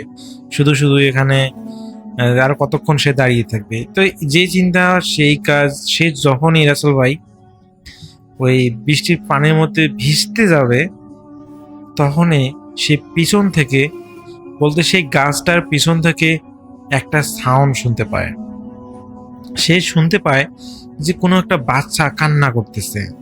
তো সে বেশ অবাক হয়ে যায় এবং সে যখন খুবই কৌতূহল হয়ে যায় যে এত রাতে এই জায়গায় একটা বাচ্চা কান্না করতেছে, এটা কিভাবে সম্ভব, এখানে তো কোনো বাচ্চা আসার কথা না। তো তিনি যেটা করেন যে হয়তো বা কেউ ফেলে দিয়ে গেছে বা এই ধরনের কোনো কিছু হতে পারে নাকি। তো আসলে তিনি তার কৌতূহলটা কোনোভাবেই ধরে রাখতে পারতেছেন না। তো তিনি আসলে ওই গাছটাকে গাছটার মধ্যে লুকোচুরি করে আর চোখে দেখার চেষ্টা করতেছেন যে গাছটার পিছনে আসলে মানে ছোট বাচ্চাটা আসলে কোথা থেকে কান্না করতেছে এটা দেখার জন্য। তো রাসেল ভাই যখন তিনি ওই গাছটা আর চোখে দেখেন, তিনি দেখতে পান যে একটা মহিলা একটা বাচ্চা কোলে নিয়ে আছে এবং সেই বাচ্চাটাই কান্না করতেছে। এইটা দেখে তো তিনি শক খেয়ে যান এবং পুনরায় হলো তিনি যে জায়গায় দাঁড়িয়েছিলেন সেই জায়গায় চলে আসেন এবং তিনি ভাবতে থাকেন যে এত রাতে এই বৃষ্টির সময় এখানে একটা মহিলা কোত্থেকে আসবে, আর তাও আবার বাচ্চাওয়ালা মেয়ে, একটা মহিলা কিভাবে সম্ভব। তিনি রাসেল ভাই কোনোভাবেই হিসাব মেলাতে পারতেছেন না, তিনি তার ভয়ও করতেছে এবং তার সামনে একটা জলজন্ত একটা মেয়েকে তিনি দেখলেন, সেই মেয়েটার কোলে একটা বাচ্চা। তিনি বেশ মানে খুবই অবাক হয়ে গেলেন রাসেল ভাই। এরপর যখন তিনি আবার পুনরায় সেখানে ওই আর তিনি কাল্লা আর কি বাড়িয়ে যখনই দেখতে যাবেন, তিনি দেখেন রাসেল ভাই ওই মহিলাটা বাচ্চাটাকে কান্নার থামানোর চেষ্টা করতেছে। নর্মালি যখন কোনো বাচ্চা কান্না করে তার মা যেভাবে সে বাচ্চাটাকে থামানোর জন্য যে চেষ্টা করে, ঠিক একইভাবে রাসেল ভাই সেই মহিলাটাও যেন ওই বাচ্চাটাকে কান্না থামানোর চেষ্টা করতেছে। তো এটা দেখে সে প্রচন্ড পরিমাণে একটু হলো ভয় পায়, কারণ এত রাতে এখানে একটা মেয়ে বা মহিলা বা একটা বাচ্চা কখনোই আসা সম্ভব না। তো তিনি যেটা করেন, জলিল চাচা চিন্তা করেন যে তার এখানে এক মুহূর্ত থাকা উচিত নয়, তিনি এই বৃষ্টির মধ্যেই তিনি পা বাড়ান। তো রাসেল ভাই যখনই তিনি পা মানে প্রায় হলো 10 থেকে 15 কদম মাত্র সামনে বাড়িয়েছেন, তখনই তার পিছন থেকে শুনতে পায় সেই মেয়েটার ডাক, সেই মহিলাটার ডাক। সেই মহিলাটাকে তাকে উদ্দেশ্য করে বলতেছে, এই যে ভাই একটু শুনবেন, আমাকে কি একটু সাহায্য করবেন? তো এটা শোনার পর রাসেল ভাই জলিল চাচা থমকে যেন দাঁড়িয়ে যায় এবং তিনি সাহস নিয়ে যখন পিছনে তাকান, রাসেল ভাই তিনি যেটা দেখেন সেটা দেখার জন্য মোটেও প্রস্তুত ছিলেন না। তিনি দেখতে পান সেই বট গাছের নিচে কোনো ধরনের কোনো বাচ্চা নেই, কোনো মহিলা নেই। তিনি বেশ অবাক হয়ে যান এবং তিনি পুনরায় সে বটগাছটার কাছে আসেন এবং যেখানে প্রথমে মহিলাটাকে দেখেছিলেন সেখানে যখন তিনি উকি দেন, তিনি দেখতে পান যে কোনো মহিলাটা সেখানে নেই। রাসেল ভাই এরপরে তিনি পুরো বটগাছের চতুর্পাশে দেখেছেন আর তারা হারিকেন দিয়ে, কিন্তু সেই মেয়েটাকে তিনি খুঁজে পাননি। রাসেল ভাই তিনি প্রচণ্ড পরিমাণে ভয় পাইতে শুরু করেন এবং কি করবেন বুঝতে পারতেছেন না, এবং তখনই চিন্তা করেন যে এটা কোনো হয়তো সাধারণ মেয়ে ছিল না, অবশ্যই এটা খারাপ কিছু, তিনিও খারাপ কিছুর পাল্লায় পড়েছেন। এই চিন্তা ভাবনা করে তিনি সেখান থেকে দ্রুত পায়ে বাড়ির দিকে হাঁটা শুরু করেন এবং যখনই তিনি বাড়ির দিকে হাঁটতেছেন সেই সময় তিনি অনুভব করেন যে বৃষ্টি যেন ধীরে ধীরে কমতেছে।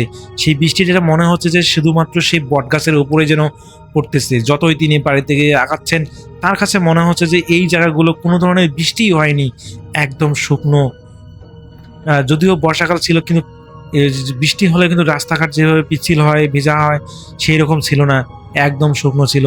আর অথচ তিনি প্রায় বটগাছের ওই জায়গাটায় প্রায় আধা ঘন্টার সময়েরও বেশি ধরে সেখানে দাঁড়িয়েছিলেন, শুধু বৃষ্টি যে কখন থামবে তখন তিনি বাড়ি যাবেন।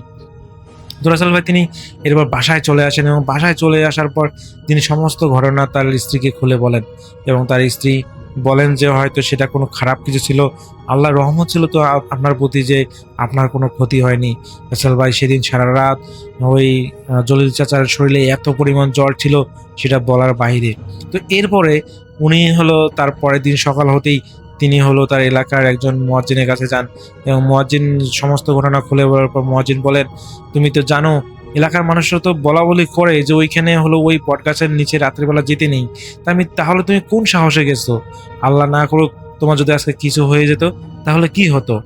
পরে সেই হুজুর বলল যে যাই হোক, যেটা করেছো আর এই কাজটা করিও না, কখনো আর রাতের বেলা সেই বটগাছের নিচে যাইও না, কারণ এলাকার মানুষ সবাই তো মিথ্যা কথা বলবে না, এতে অলরেডি এখানে অনেক ঘটনা ঘটে গেছে, তো তুমি সবসময় চেষ্টা করবে এই বটগাছ থেকে দূরে থাকার।